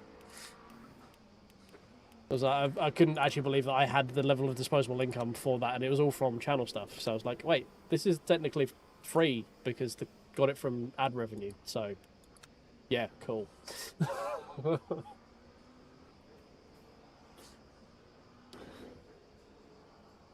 Yeah, I mean, it's to be expected, as modest. That's kind of why we do it, follow the trends and stuff. I've had a few hundred and something people streams before. It's been a while since we've had one though, so hello everyone. We are just above 10% likes though. We've got 162 people according to my screen over there, and we've only got 21 likes. So if people could make their way down to sort of that-wardly on the screen, down over in that corner, I can use from this screen as well, down over into the, I'll get the angle right, this corner over here, down there, that way. There's a like button. If you could tickle that for me, and if you're new here, tickle the subscribe button. I mean, I've got the R25 running at 80%, so that's quick maths, about 18 newton meters. No. Yeah, no. 2.5, 20 newton meters.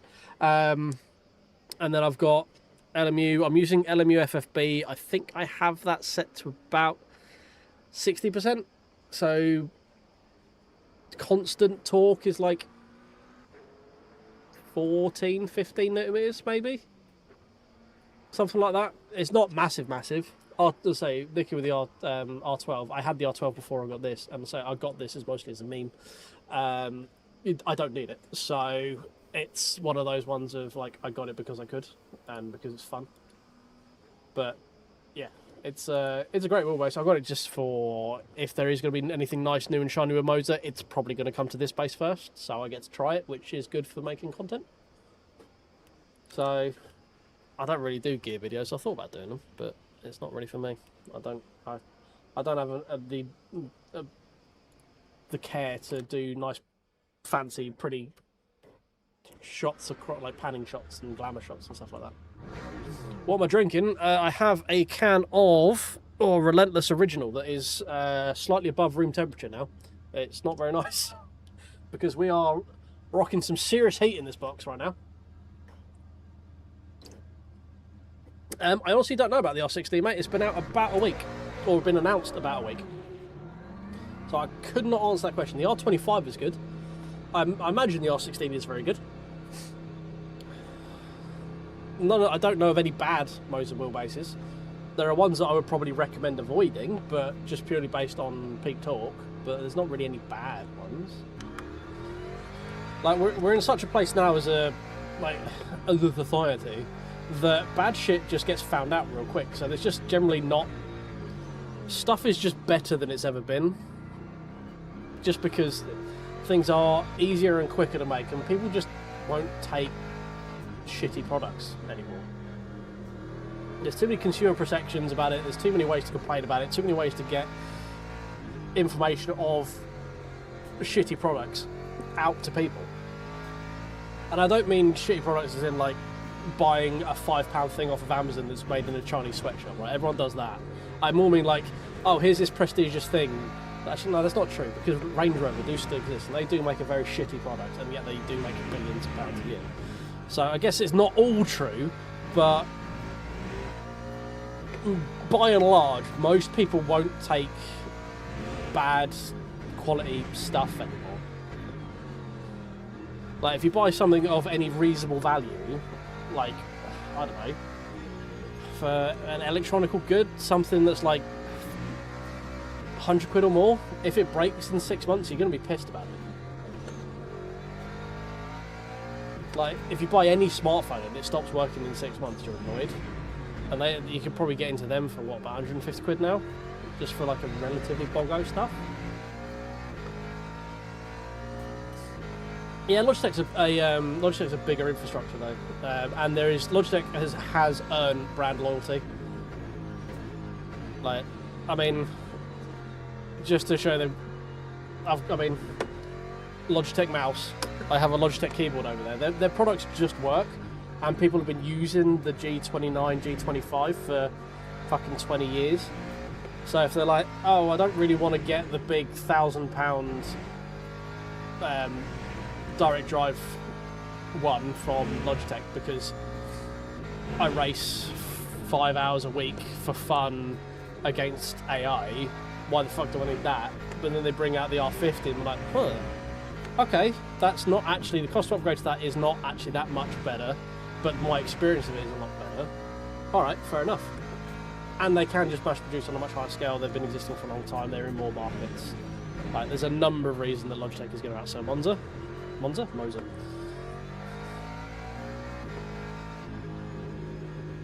And Moza is kind of a little bit of a meme now. It's kind of taken the Fanatec meme.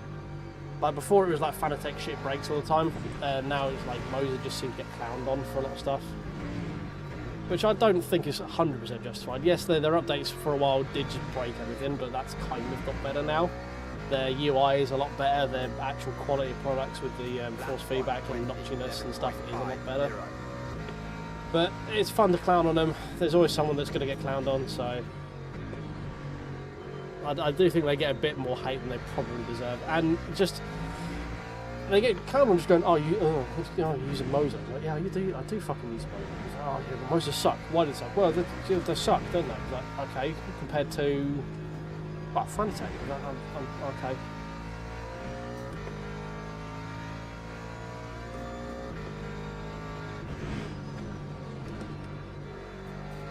Yeah, I mean, it's just use whatever you want to fucking use. Like, the differentiation now is pretty much what do you like the look of. Like, what do you vibe with? Go by that. If you like the wheels that Moza buy Moza. If you like the Simagic wheels, buy Simagic. If you like the Fanatec wheels, or the other bits that are in the ecosystem, just buy whatever ecosystem you like the look of, and you're going to have a 95% similar experience to everyone else involved. There's a couple of outliers, like SimuCube if you want daddy big balls money, the new SimLab one because that uses telemetry force feedback for a part of it, which also does the VNM. You've got VRS, where you basically just pay to make the same motor bigger and more stronger, so you don't have to keep buying new bases, you can upgrade perpetually. Similar thing with Acertech. By and large, your experience is going to be 95% the same. And do you know why? It's because you're playing the same fucking game. It's the same force feedback code, the same direct input code in every single game. There's not a lot of base side interpretation needed anymore. They all work roughly the same. As I say, the only outliers for that are things that run telemetry like the VNM and that's about it. Yes, the SimLab is also a hecking chunk of change, which is why the VNM is a bargain of a century, because you can get the 25 one of that for 900 quid. And it also runs telemetry-based feedback. It is not as polished, because it's from like 8 dudes in Vietnam, but it's pretty cool.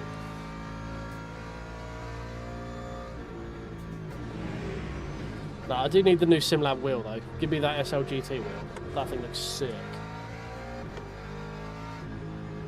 There were a few things I did find quite funny in Dave Cam's video about the SimLab Super Ultra Chongus thing. Dave, no shade. Like, I'm not going to say I love your content. I appreciate you. I respect you. All that other fun stuff. A little bit of the video did feel like you were just reading me the sales brochure. Like, next level. Like, I've never felt road feel like this. I'm like, curbs felt better. Like, okay. I'm getting a little bit word soup here, Dave. Again, love you, no shades. Just a bit of feedback on it. It was a little bit too lovey-dovey for me. It felt a little bit too sales pitchy to me. That's all. Not that you're ever going to fucking see this, but you know.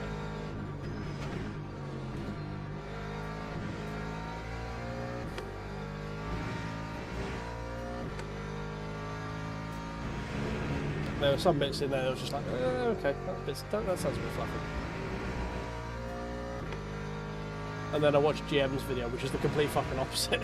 and was complaining about everything. Well, not complaining, but criticising everything. So I was like, yes, GM video. I've watched someone be positive about something. It's time to watch a GM video so I can feel bad about it again. Again, GM, love you. I agree with a lot of your positions. It is quite funny just watching you clown and stuff, though. Came across super aggressive, did it? Yeah, probably. Oh well. I would say Dave can fight me, but he's an ex-copper, so he'll just throw me in the neck.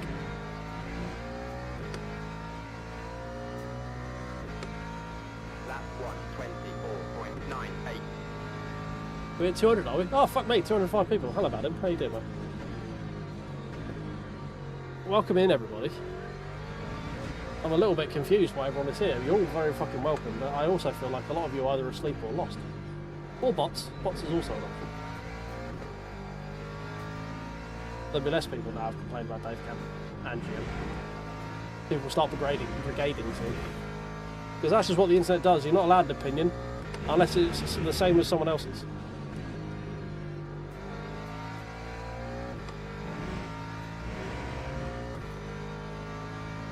And just so you know, Dan, you've done a good job of making me really paranoid about me coming across super aggressive. Well, that's why I brought up the thing about the bots. You know, 200 people and 25 likes smells like a lot of sleepy people or a lot of bots to me.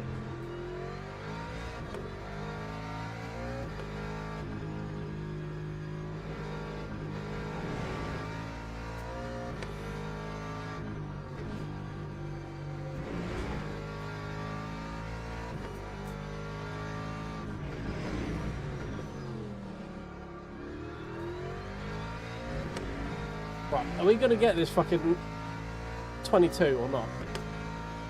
We've got 1 lap to do it, 2 laps to do it. 2 shots, 2 opportunities. Something, mum's tomorrow all spaghettis.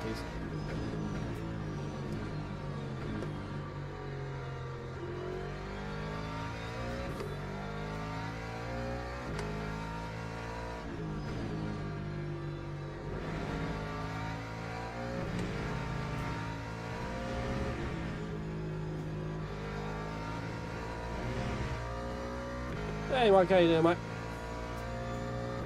Welcome into this very busy stream. Apparently a lot of people got lost or have fallen asleep.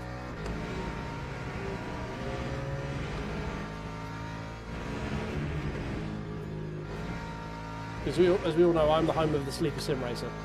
I whisper sweet nothings while people fall asleep in front of their TV.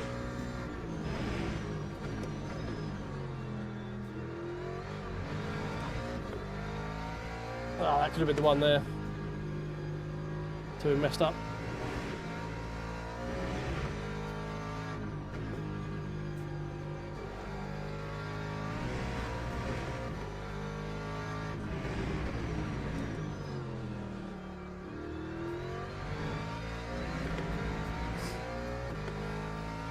Right, now we've got 1 shot, 1 opportunity.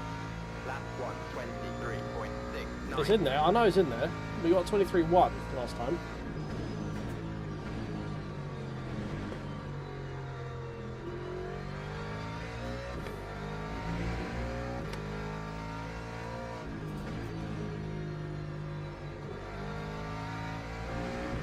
You're in a hotel room in Manchester. What takes you to a hotel room in Manchester?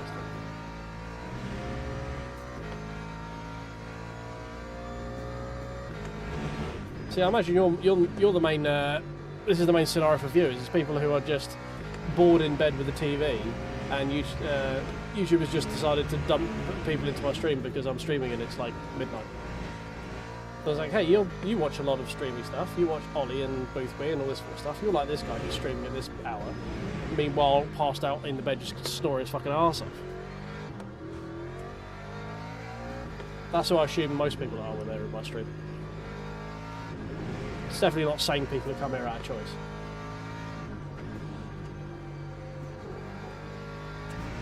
Oh, shitballs.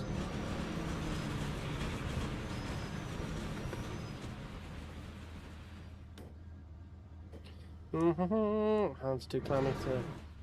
I need to get into pit lane. I don't know, I'm just going to fucking skip. We just go and skip.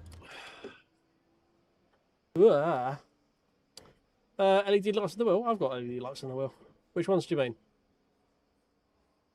Oh. Cake. You're there for cake. Is it? Are you there to judge cake or not cake? Have you finally completed life and you're doing cake or not cake? Because that's the best thing. Which LED lights do you mean, mate? Because I've got the rev lights there, and then I've got flag lights on the side. Honestly, I don't look at a lot of stuff on the wheel. I'm sat in front of a 43-inch OLED TV, so pretty much everything is below eye line. So I don't have a lot of stuff on here. I don't look at the LED screen at all. This is just whatever's. It's whatever. Oh dear. For upshift, is it? I mean, is it not synced? I just use the in-game stuff because it's literally an eye line. I never got around to bothering linking up. Like there was an issue when it first came out with it not syncing up with the game properly. I think I've got the setting set, but I'm a set it and forget it kind of guy. Like it works like this for me, so I just don't go in and fiddle with it. It's the same issue I have with tuning cars and Sims and stuff. I'll get a car drivable, and then be like, "Ah, cool, I'll do," and then just never go in and fiddle with it again. So it's a me thing. I use the in-game rev stuff and the thing above the tacho in the corner to figure out when to shift. I don't look down for those lights. They're in my peripheral, but I just don't really look at them, if I'm being honest. I just haven't gone in and set it all up in the pit house.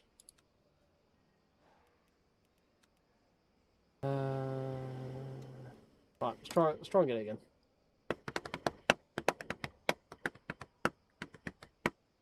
No, start driving. No, game frozen. Hold the line caller. There we go.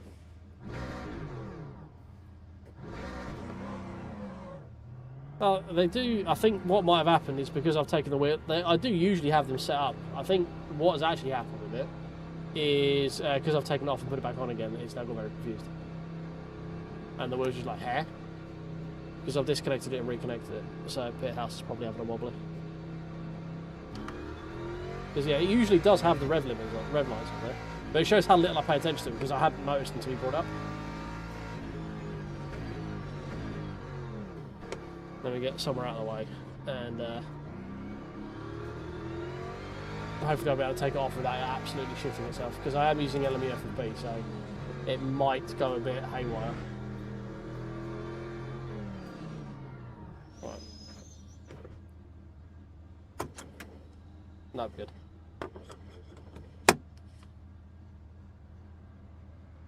Hey Felk, how you doing, mate?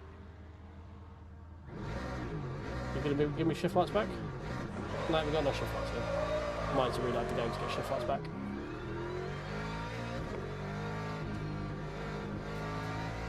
I think it's because I've disconnected the wheel and put it back on again. That would probably be why.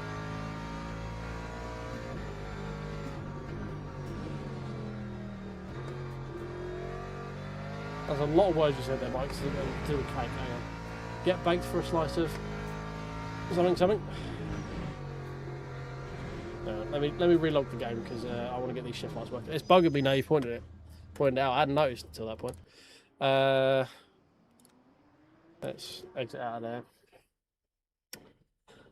there. Go to a cake shop tomorrow called get baked for a slice of Big Bertha. I'm assuming that's a heckin' chonker of a cake, is it? How long have we got? Still got 13 minutes till I fucking finish it. So okay, fine. Let's just do a cheeky little relog. Bear with.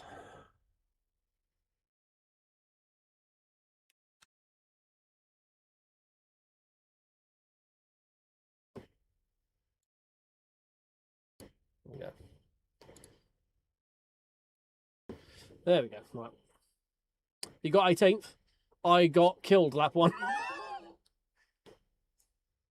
I made it to turn 4 again.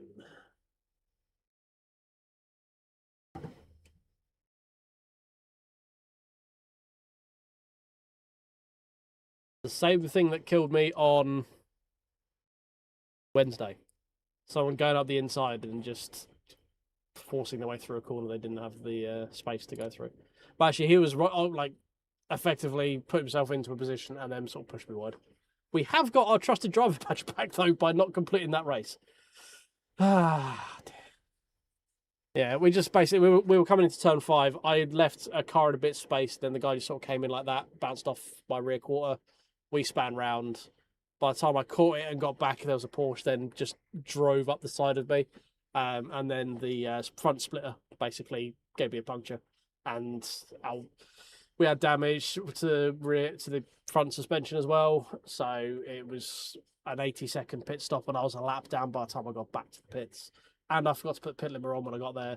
So it was a complete fucking shit show, basically. Everything went wrong. So I was just like, yeah, no, I'm done. I'm not sitting here and doing that. Yeah, it's annoying. There's no major fault either way. I could have left more space. I probably should have. I knew what was happening, especially after Wednesday as well, where basically the same thing happened to me on both that corner and the following corner. It's just frustrating. It is what it is, though. To answer your question, folk, Laguna is amazing. I love Laguna on this. Laguna is one of my top 5 tracks anyway, and I'm loving it on here. This is a very, very good version, as pretty much every LMU track is a good version of track. Yep, that's words.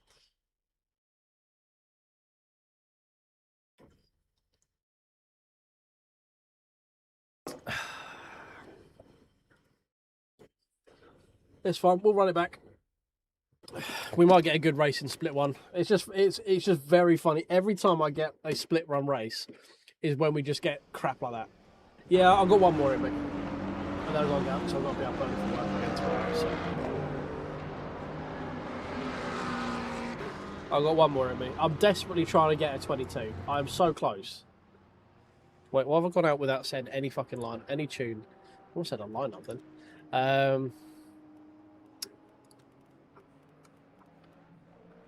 Laguna, super nice feeling setup thingy. Go.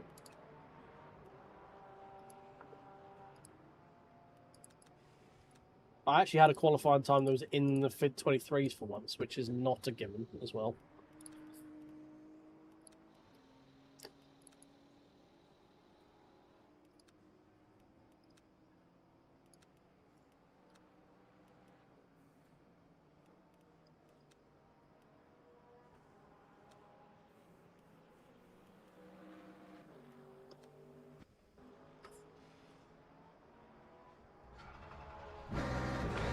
Yeah, I keep dropping. Like I got 23.1, and then we're 3/10 up, and I just dropped it coming down outside of the carousel.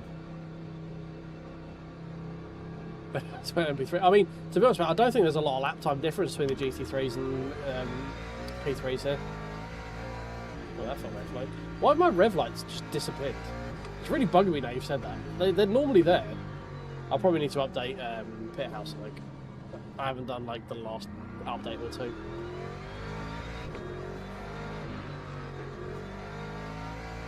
We'll change screen as soon as it's going on. We'll go a bit.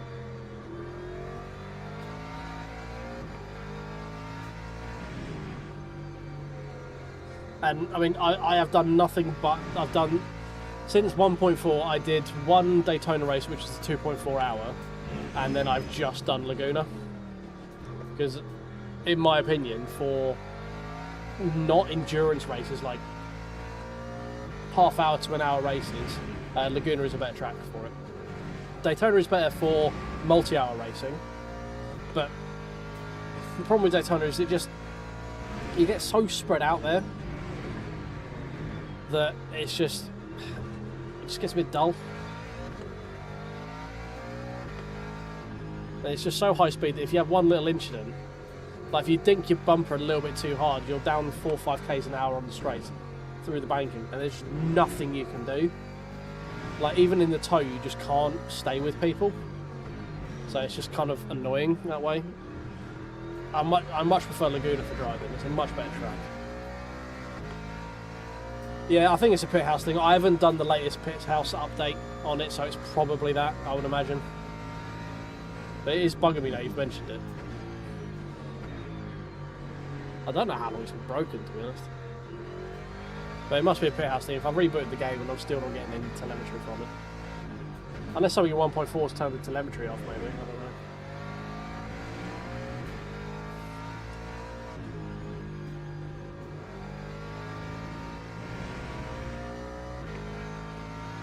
Yeah, I mean Daytona's fine. Like I don't personally see the massive hype with it.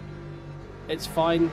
I wouldn't say there's any like massive new bits. It does have good endurance racing. Like it does lend itself to multi-class very well, which is a whole different thing. So I get the appeal for that. Which I think is like I think a 4-hour or 6-hour of Daytona is better than a 6-hour of like Paul Ricard, personally. Oh, sorry, Paul Richard, to give him his proper name. But I would take Laguna for general races, like up to an hour-long race. I would take Laguna over Daytona. Longer than an hour, Daytona will probably win, just because it being a bit more boring does make doing longer races a bit easier. Like Laguna is a lot of track to do for 4 hours, so I mean, it's horses for courses at the end of the day. They're two different styles of track. I think Laguna is better for short to medium length races. I think Daytona is better for long races, basically.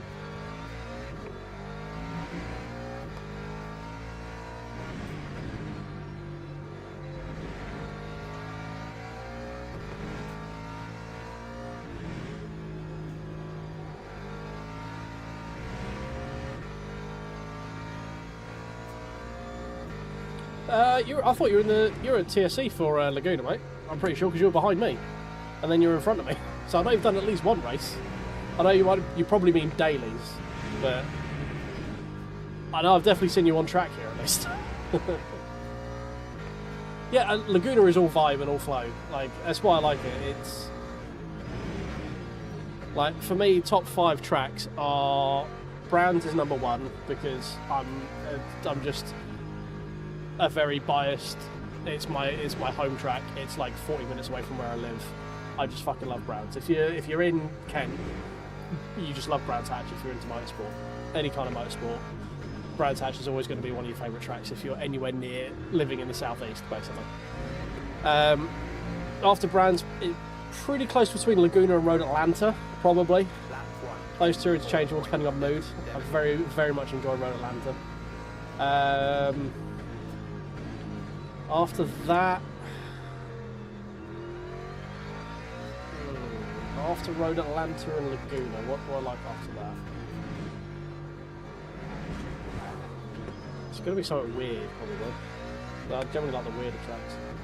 I actually really like Sedona, you know? I don't know if I'll put it top 5, but I really like the Sedona track. It's very underrated. Yeah, Brands Hatch and Super Tourist, name me a more iconic duo. I'm trying to think, like, I used to race a lot. All the tracks I really liked in Forza, because that's going to have sort of inspired my circuit. What did I really enjoy driving with Forza? Nürburgring's going to be in there as well. Like, both, probably, it'd actually be probably Nürburgring GP and Nordschleife that would be the other two.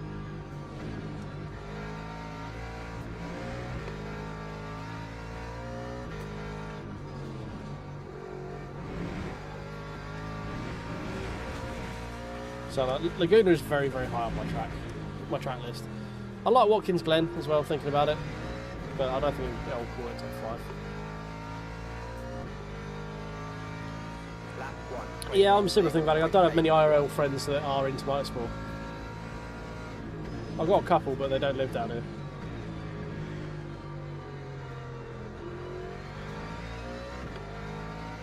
But going to Sebrings would be cool, especially the Sebring 12 hour.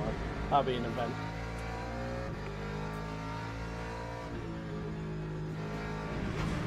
Oh, cut that a bit fine.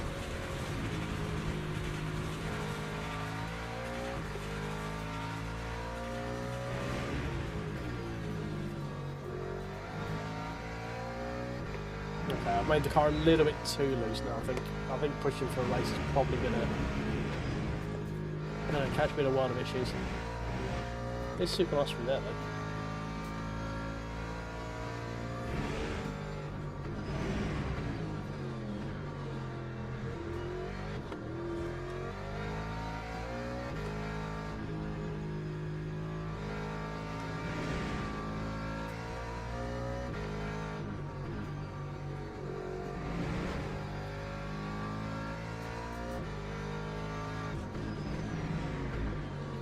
Yeah, I mean, if you're Florida, you're not too far from Daytona or from Sebring, I guess I am. Lap 1:26.35.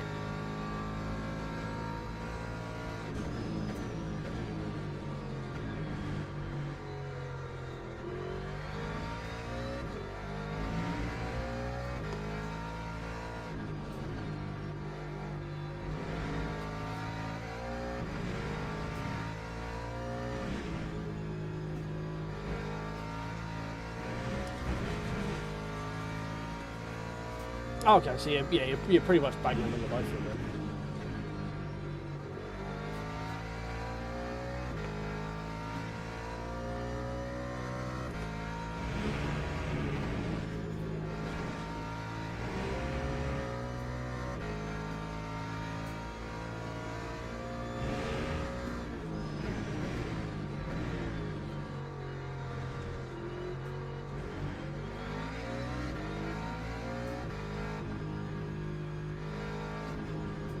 Well, it was going to be a quick lap.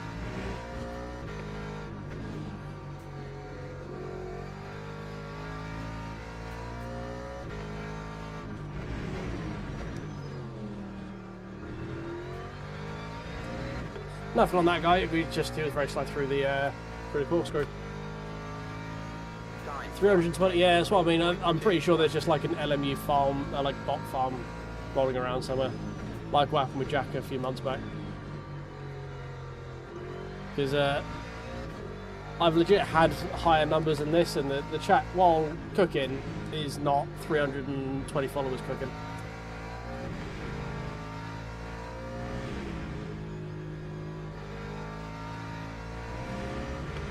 When you put out multiple calls asking for likes and you're still at 30 with 300 people watching.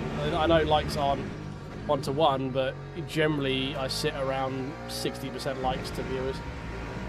So there's definitely something funky afoot.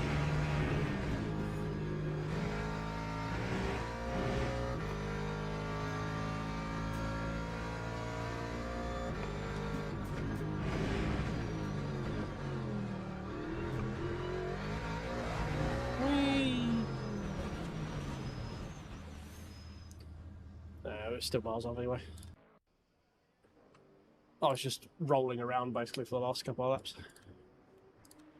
And also the numbers haven't dropped as well, which is kind of an indication that there's a lot of bots out there. Yeah, I mean, if they are bots, I should still get some ad revenue for it, so... Yeah, you too, mate. Fingers crossed I can get a bit further than... Well, I mean, there's a good chance I might not even make split one with this one by the looks of it. We probably should, but it might be at the bottom. Fingers crossed I can get another low 23.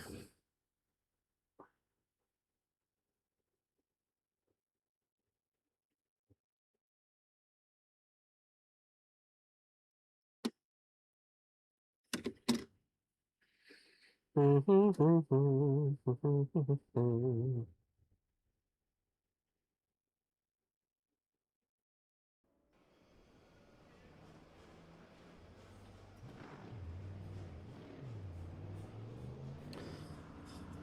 right, set up. Where are we? Split 1 of 5. Okay, we did just about make the cut. Car 24. Okay, I'm actually pretty comfortably in.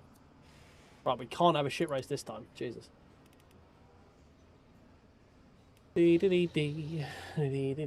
can't wait for the crash as well. I wonder if we'll still be live by the time all the bots crash. So it goes from 339 down to like 12. Right, custom setup.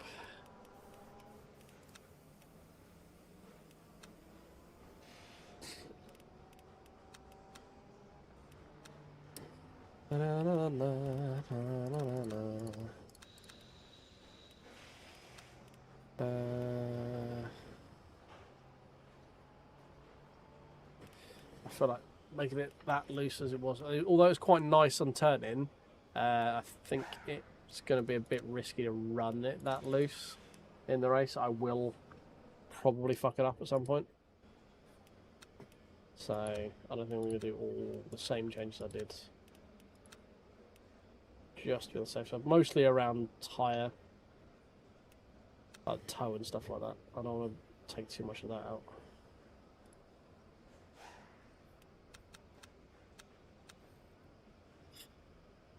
Cheers, Bailey. We're going to need it, hopefully. Someone was already put in chat, split 1, I'm done for. So the meme is well and truly on right now. It's Fernando!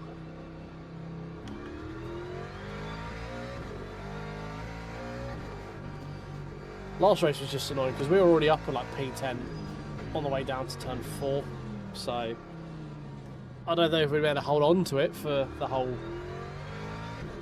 half-hour race, but we were at least starting somewhere strong. It was for me a very good quali lap as well. So.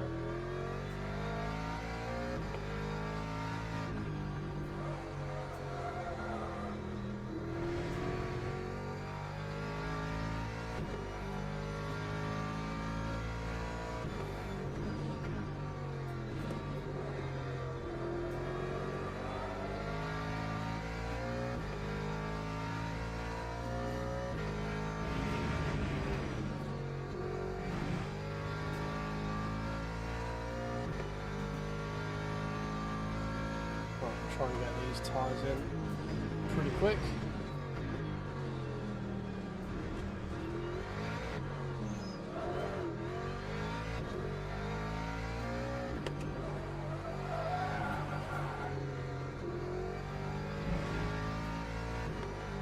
It's not too bad.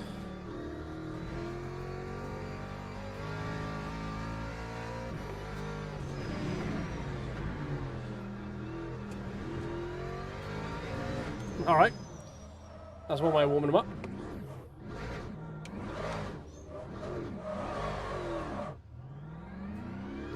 How much tyre life did we lose out of that? A little bit, not too much. Okay, fine. Not the best way to start quali, but the tyres are warm at least.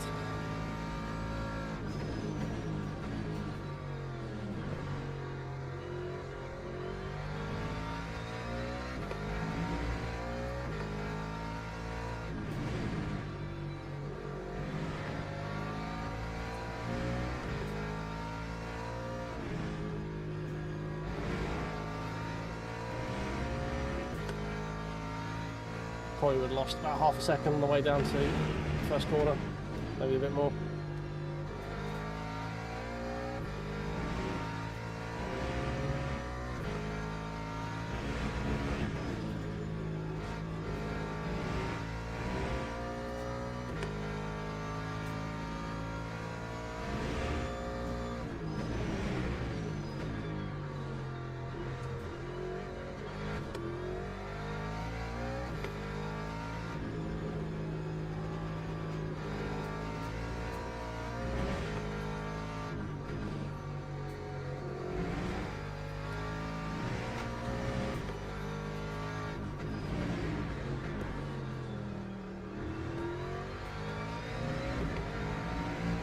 be a terrible first lap.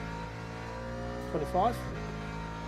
That time was 24/7, which considering we started 1:24. halfway down the start-finish line, start-finish straight, it's not too bad.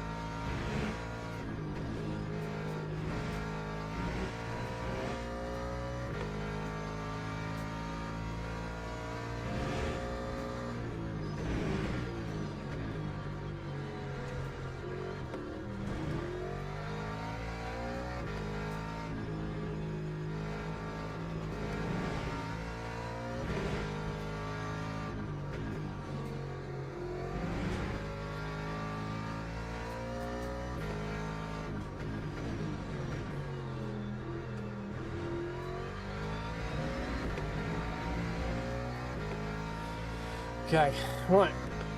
So going to put us in the 23s, 23.8. 23.87. We know we've got more time to find still.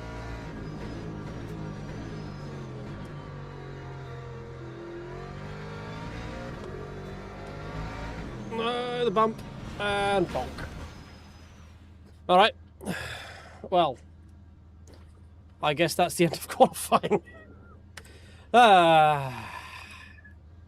Beans. At least we got our 23 in before we bonked.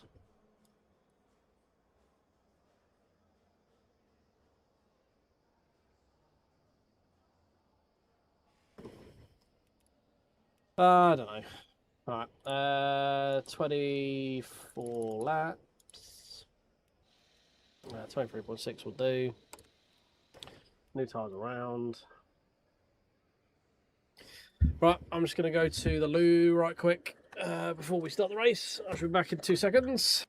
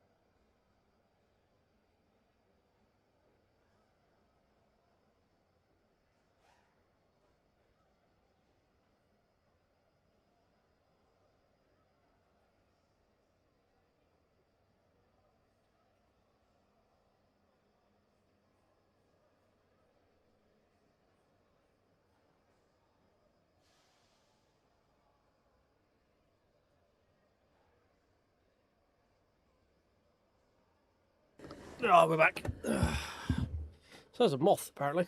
Hello, moth. Oy, dear. Oy vey. Oh, dear. Tired. What are we at now? 387, 83, something like that. 387 on that page. I apparently have every single bot available in my stream right now. I don't know where they've come from. For everyone who isn't a bot who has joined out of curiosity, welcome. We binned it in qualifying, so we're waiting for the ability to actually start the race, you know. Wait, if you are a human and not a bot, if you could tickle the like button for me, subscribe if you're new. We're actually pushing near 400 people in here now, so I'm hoping some of you are at least real. I'll take even 10% of you actually being human beings. Not a bot. Woo! There are some people out there. Hey, 90, how you doing, mate? You fucked yourself again? Oh, jealous. I mean, what? I mean, I binned it straight into a fucking wall, so we had like 3 laps left that we could have done, and I threw it into a fucking wall. At least I got a 23.8 in before I did that. It's not done me any massive amount of favours, because apparently everyone here is about as quick as a speedy kid on crack. But it's better than one of these times. So, you know, that's how that works. Right, 23.6. Sure, those numbers look fine. Yes. We got the extra click there.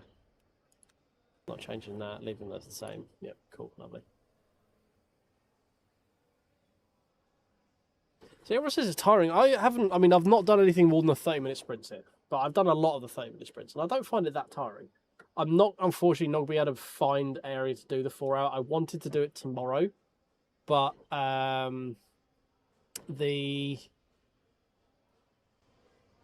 need to put brakes on my car, basically. I work until 5, and I'm using about 3 hours of daylight after work, and my car needs front discs and pads like quite badly, so I need to do that rather than doing the 4-hour. I was hoping to do the last slot tomorrow, 4 hours, 7 o'clock, but yeah, unfortunately, I'm not going to be able to get that done, which is annoying because I really wanted to do it. I love this track. Not a bot, just a lurker. We'll take lurkers. Lurkers are fine. Welcome in. Appreciate all of you. Right, we need to remember to actually go to the grid this time. Let's not start from the pit lane. Although it might, ironically, the ones where it would be beneficial when you start from the pit lane, I'll start on the grid. And then the ones I start at the pit lane are the most calm races we've ever encountered. Oh, we've got Neto in here. Okay. Neto is quick. Neto is aggressive, though. So, I mean, I don't know what I'm saying. He's going to be so fucking far down the track, it's irrelevant. So. Formation lab. Yeah, they will. I know. Yeah, I mean, for me, 90, I'd be doing it solo, so I'd be doing all 4 hours. That's what I wanted to do. 23 to lap, yeah, P5. Yeah, we need the Daytona 24-hour luck. If everyone can just fuck off out of the way, lap 1, have a 60% DNF rate, we might actually come out positive DR out of this out tonight. It does all come down to this race and what's going to happen with our DR.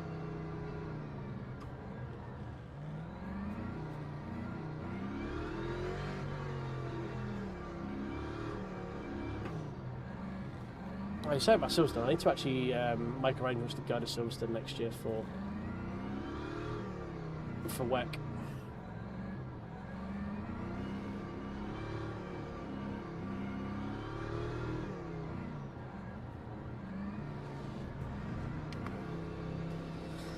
Right, hold on to your butts, here we go.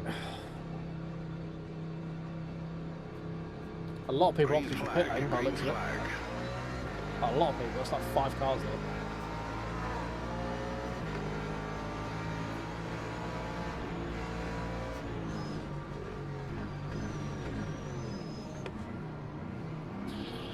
That was close.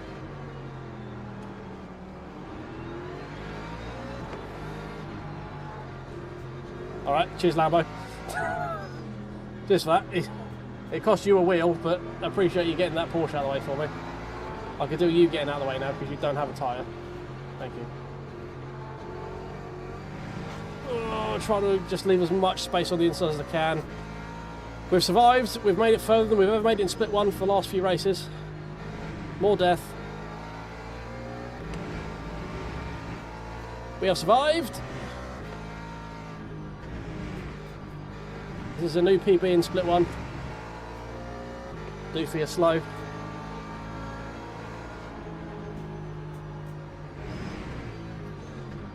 Oh, more death.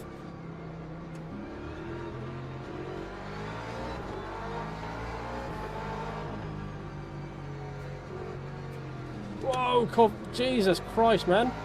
Just stop on the fucking apex, why don't you?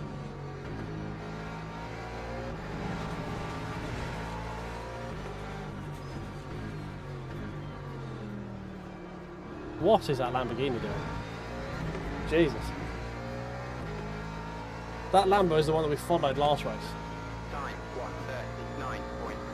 Like, what was that Corvette doing?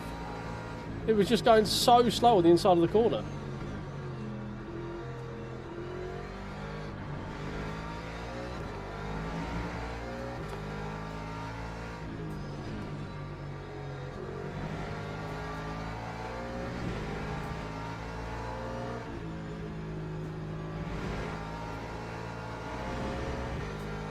Back up and click on all these just to be safe. It's getting a little bit too squirrely for my liking.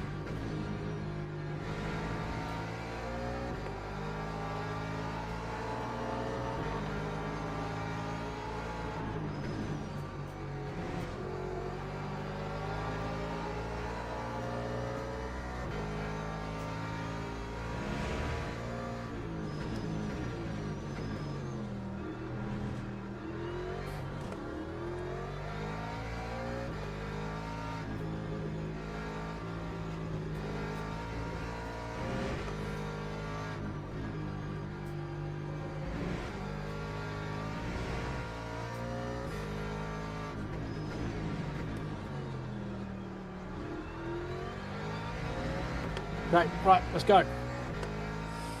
Hi Arthur, how you doing, mate? Sorry, I just seen you said hello. So there's not a lot of time on this track for me to be able to pay attention to other stuff going on. Oh good, it's the red Corvette again. I can only assume it was broken with how slow he was going on the apex.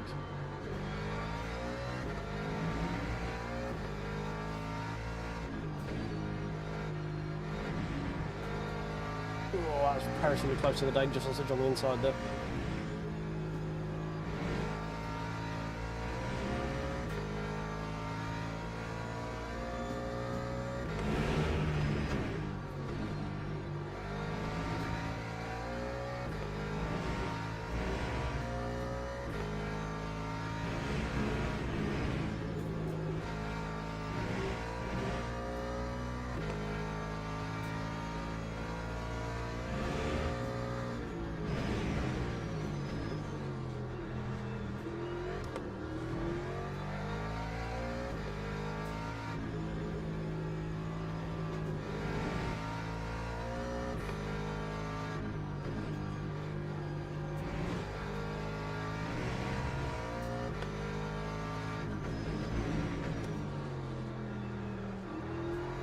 Oh, hello.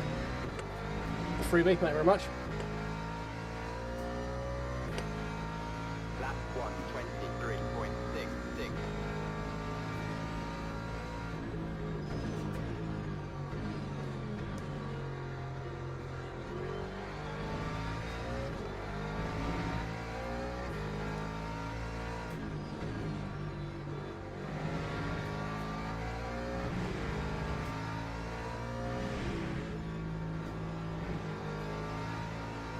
A little bit too fast through there.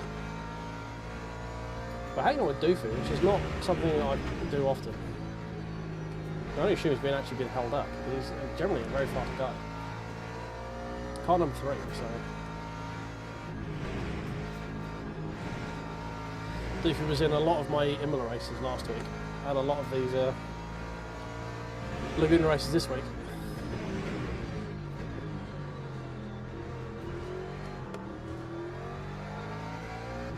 He's a very fast guy.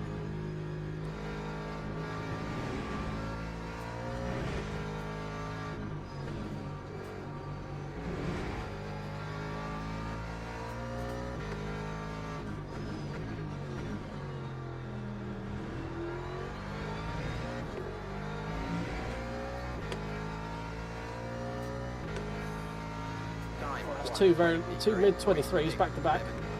Can't really complain about consistency like that.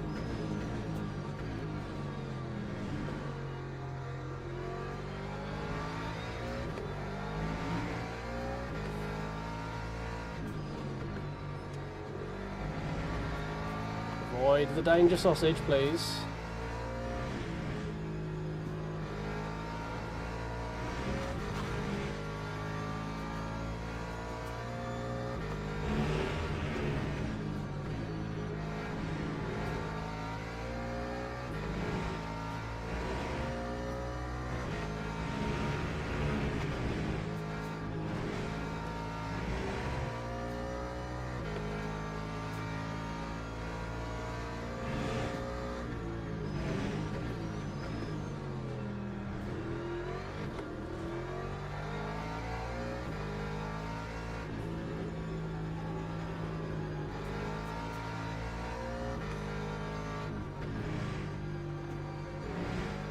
Porsche's gone. I'll say that, there you go.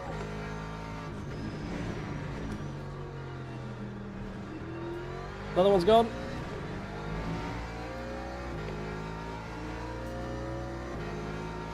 Time 1:23.65.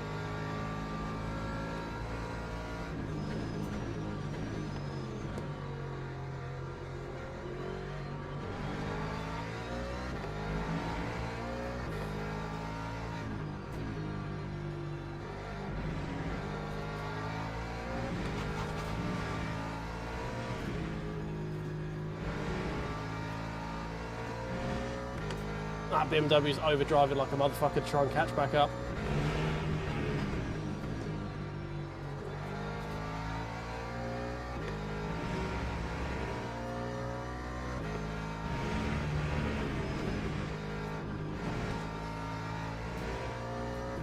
Oh, hello.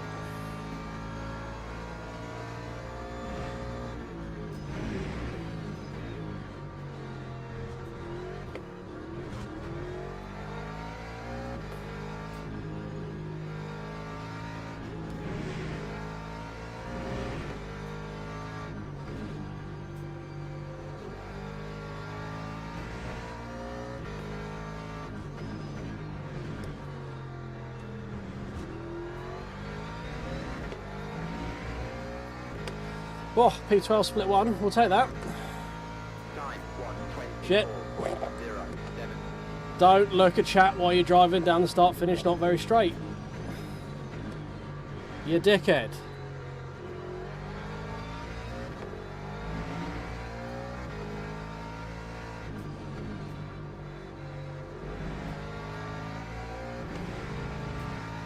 Well, that was fucking silly, wasn't it? Thankfully, I don't think it's going to affect much. I was worried I was going to give myself a fucking puncture then.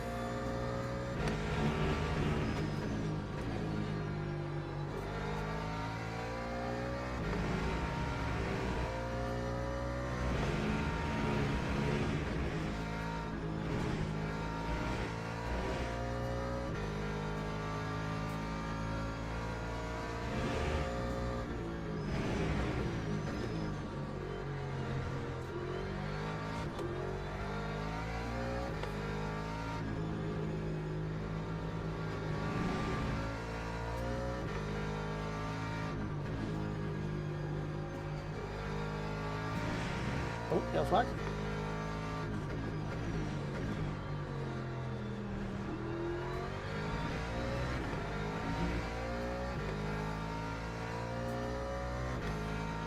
That time was a 1:23.57.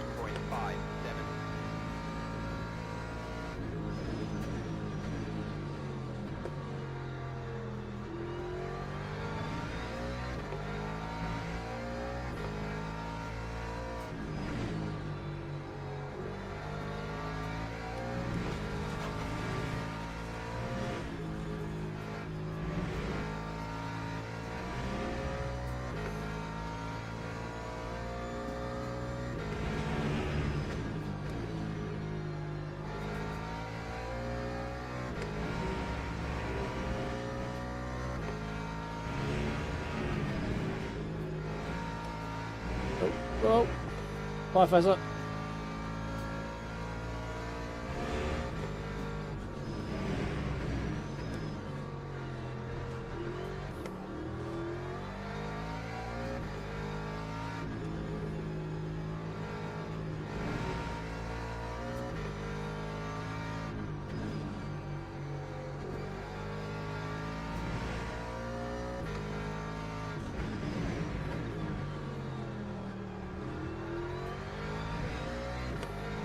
Oh, this has been a mega lap, this one. Lap I can't hear anything. 1:23.36. Why's my headset resetting? That was fucking off-putting as shit. All sound just died in my ears. Thankfully it wasn't really too close to the corner, otherwise we'd have been in a lot of fucking shit, because I use my ears for all of my driving.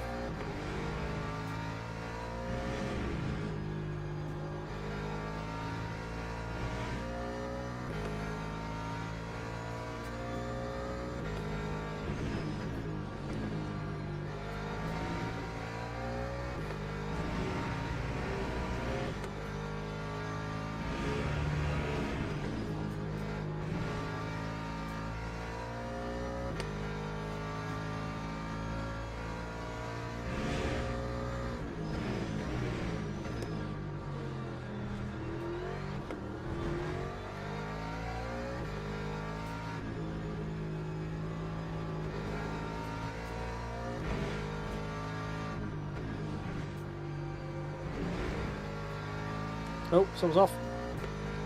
Another freebie.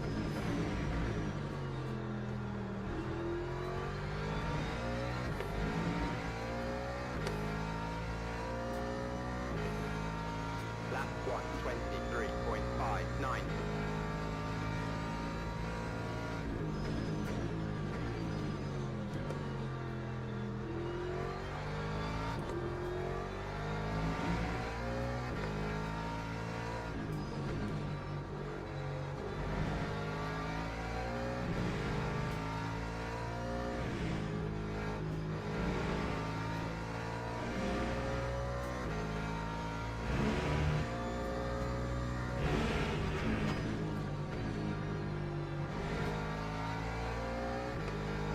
There's a back marker in the middle of this. This is going to be fun.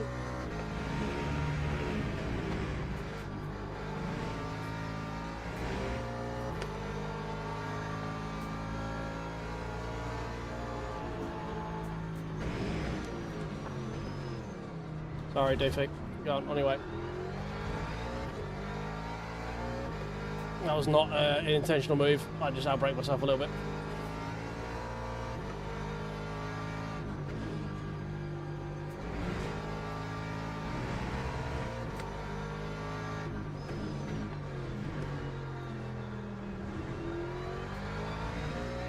Also, I didn't really want to do the move because it was only slow because the traffic was being a fucking nightmare. Fernando is closing in as well.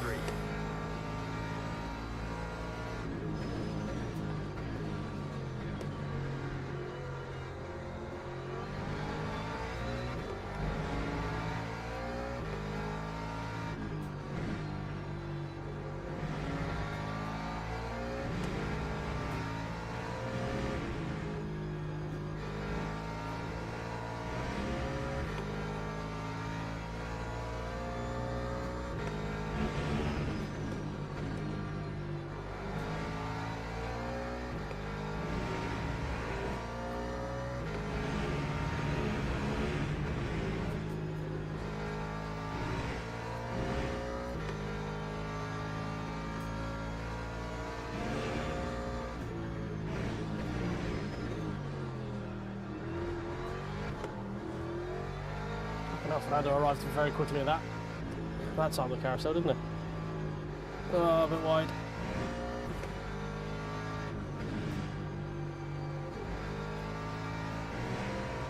Well, Fernando has just found some pep.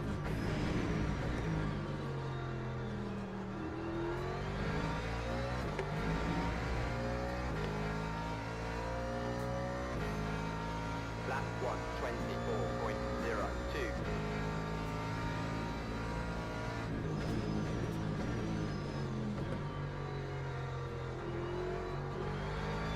I think the fronts are starting to fade a little bit.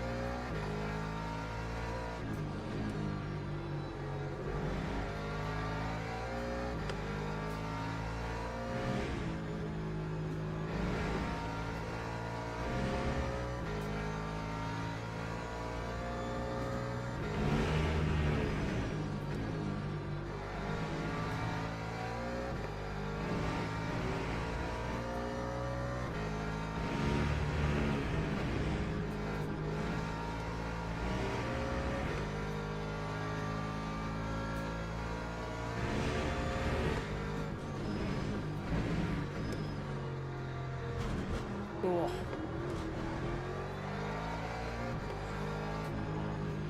Yeah. Nothing I can do about that.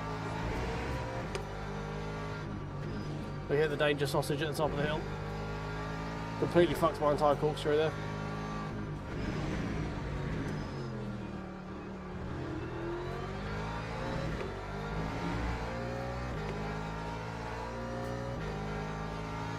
That time was a 124.17.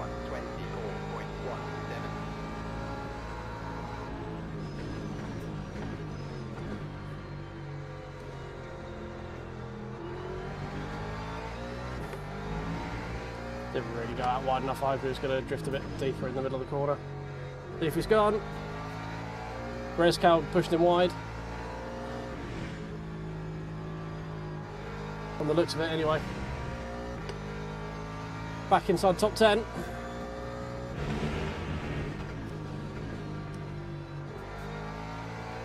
Chris Cow's apologised.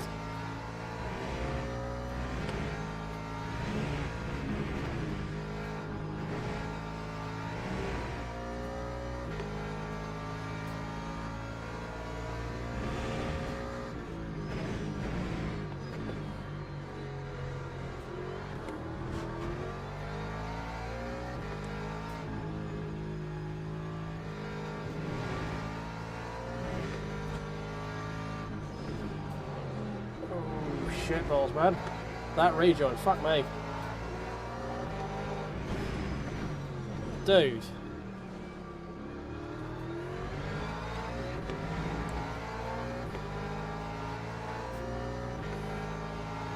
That time was a 125.2. Fucking driving into my door.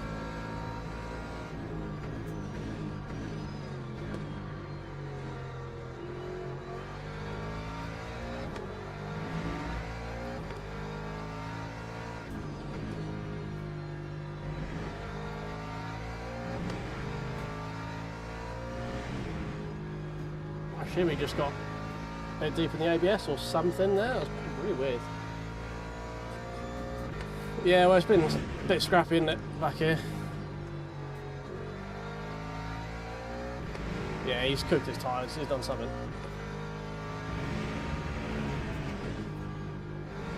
Right, see if we can get on the back of Fernando.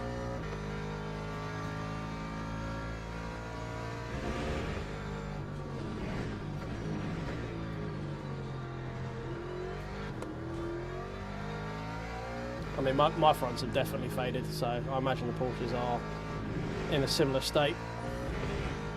He's had 3 laps of, like, mistakes.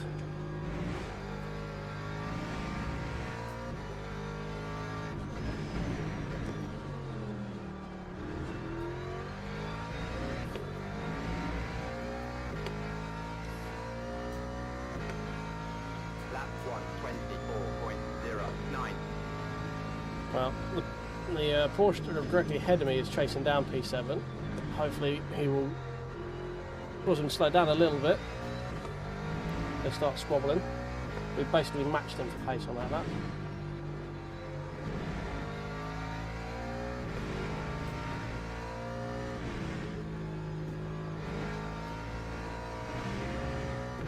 I think Fernando's managed to keep his tyres in a much better window than me.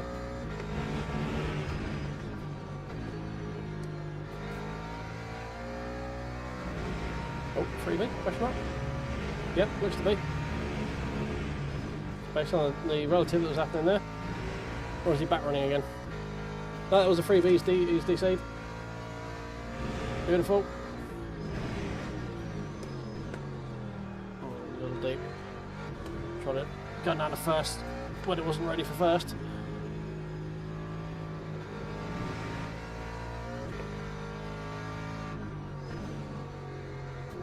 That back rocker? No, that was another position. Why is he going to the pit lane? What's going on? I mean, I'm not complaining. Just confused about why he's going to the pit lane. No, he might have had a drive through or something. He's a back marker. I assume the back marker was probably the one that killed the other Porsche. I slowed there massively.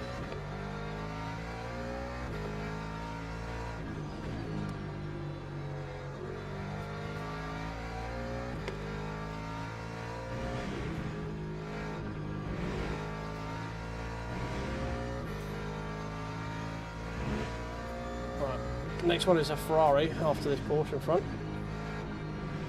Hopefully this Porsche can kind of drag me with him a little bit.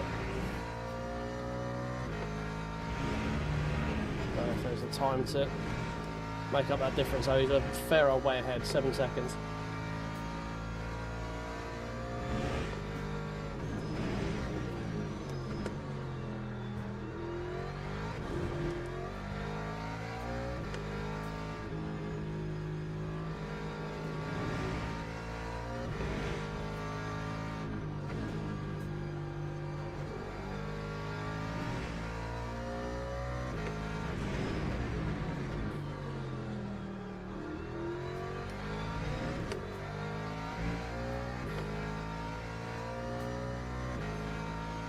Lap 123. Well, I took 3/10 out of him that lap. Going front took half a second. So we are slowly gaining on him.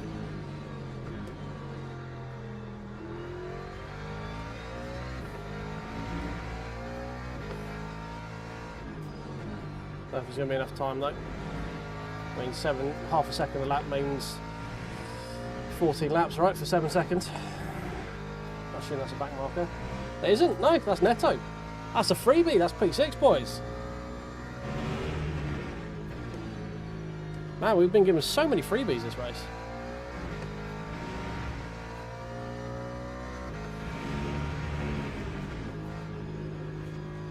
Oh, that line was horrible, I just had to let it roll.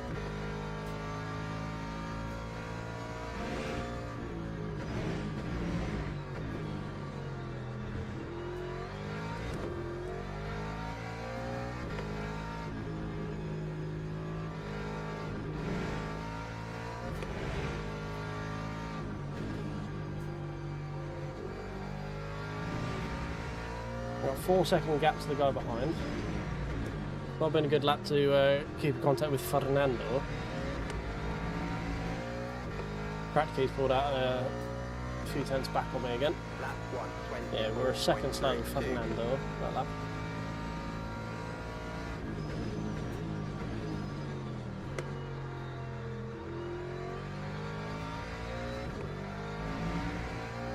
Time to lock back in.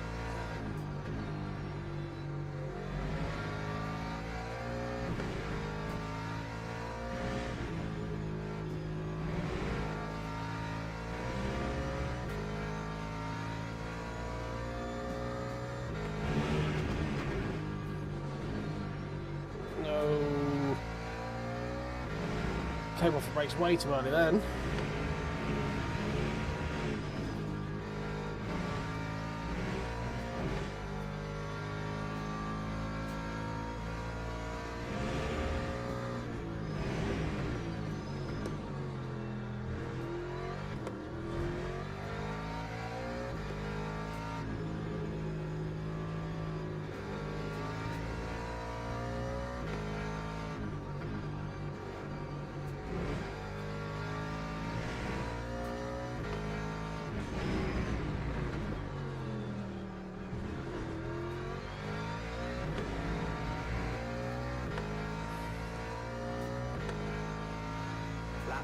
Yeah, no, you're not wrong. Staying alive is one of the key factors in LMU. I know you probably put that up a minute ago. I've just been too focused on actually doing well in this race for once.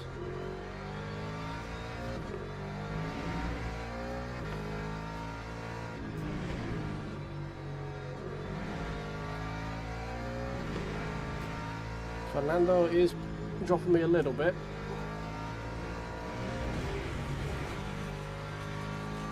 We are getting a little bit on Kratky though.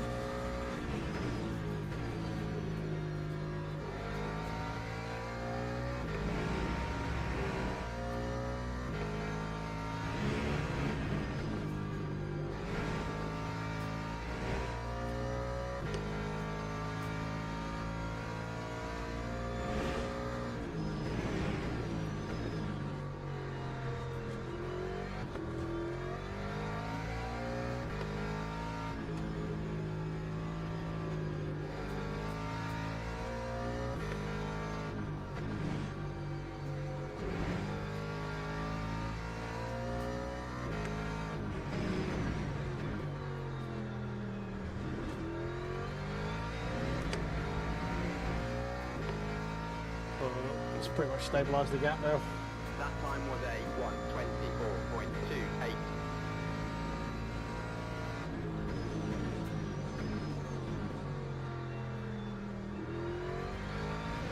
Oh, helps by be going super deep there.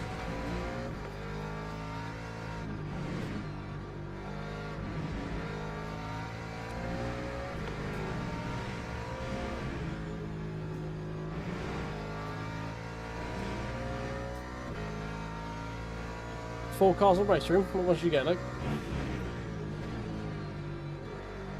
Super Tourers, or would you go for something DTM?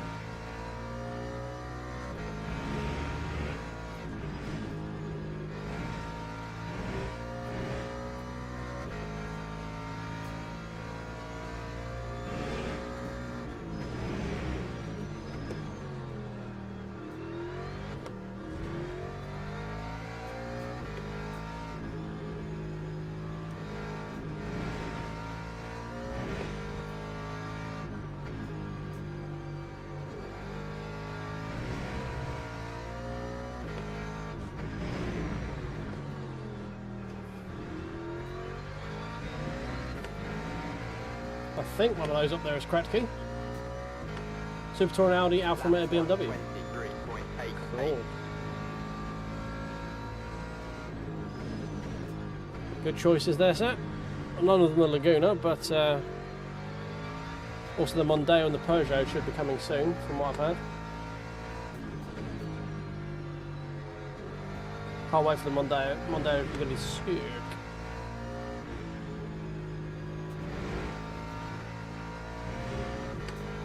The 2 GT. Okay, yeah, the TTR, yeah, cool. The long wheelbase Audi TT that never really existed anywhere other than that.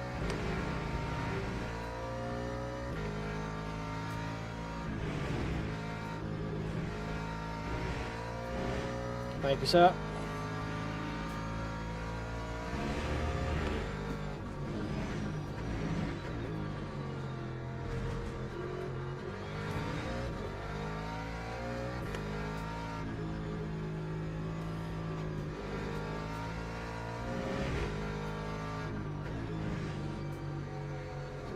Ooh, got below me scoring there.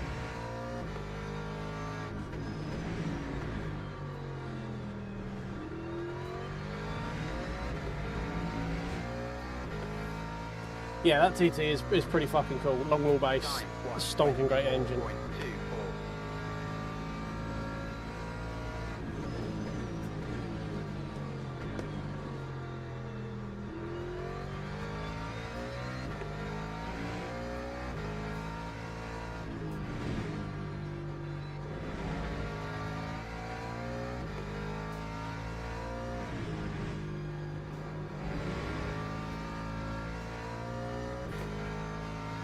About a second and a half away from each other, but not going to be enough. They're not going to get squabbling before the end of the race, unfortunately.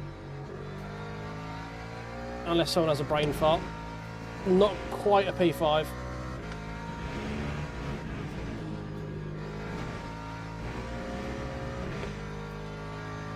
we going to get a first track cut? We do.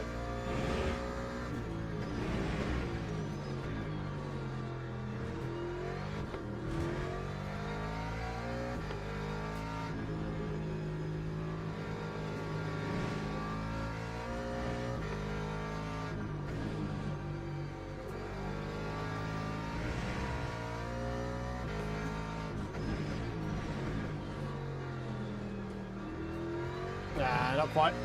Another couple of laps, they might have started squabbling. Oh, that was a good one. That is that. Done. P6 top split. And we survived. Haha. Oh, that one might make a video. 23-3. Look at that.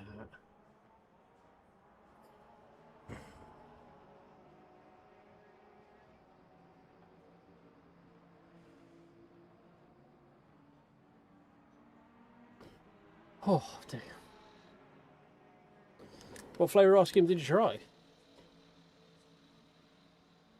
Anything very out there? That's a lot of dumps.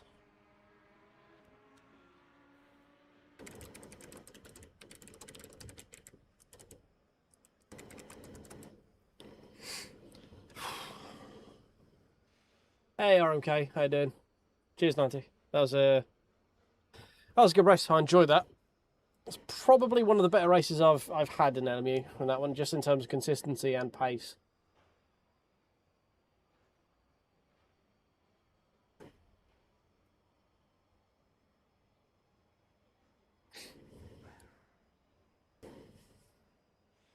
Graham ice cream with graham cracker. Oh, graham ice cream with graham cracker ripples. Okay, interesting. Interesting.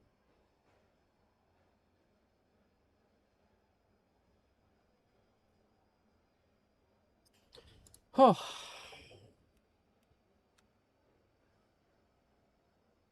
Oh yeah, Nixon he did have damage by the looks of it.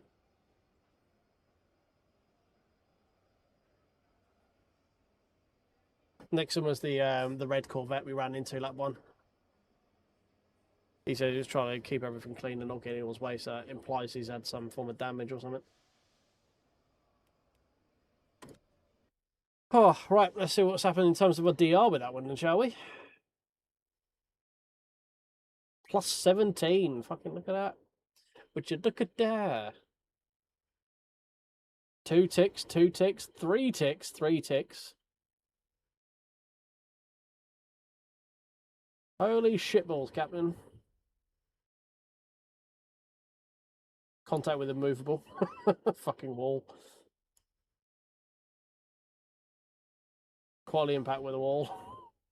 Whoopsie. Strength of split 0. I was expecting to finish 24th. Impact 0. Well, what fucking is it there for? How could we expected to finish 24th and finishing 6th have 0 impact? Fucking stupid thing. Stupid.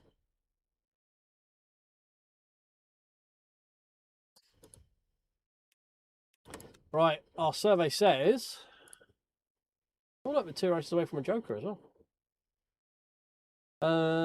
Profile. Nothing. Absolutely sweet fuck all.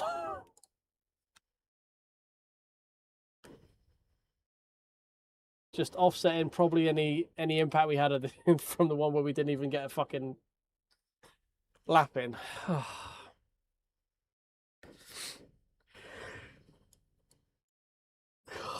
dear.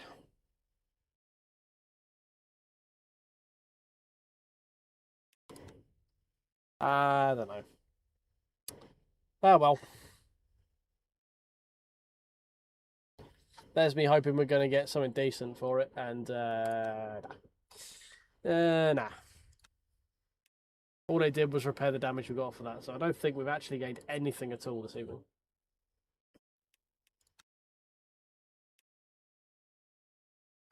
Oh dear.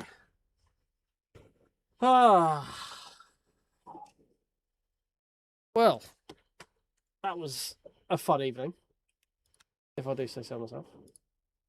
Frustrating at times, but broadly speaking, it was fun. We're still over 400 people here, apparently. We've got 38 likes. If there's any more likes out there, any more subscribes for anyone who isn't actually a bot out there, that'd be great.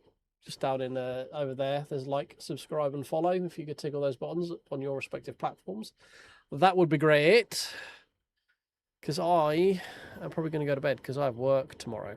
So, should probably do the whole sleep thing while I can before I've got to get up and do crap in the morning before I go to work. So, yeah, we'll do one last plug because we're not quite at 40 likes. If we could just get just down in here, just over here, just down there. If you could tickle, like, subscribe, we're very, very close to actually getting to 2,200 subs. So that'd be great as well if there's any more of them out there. I'm just going to continually plug until you do the things I ask you to do. 2194. We're even closer than I thought we were.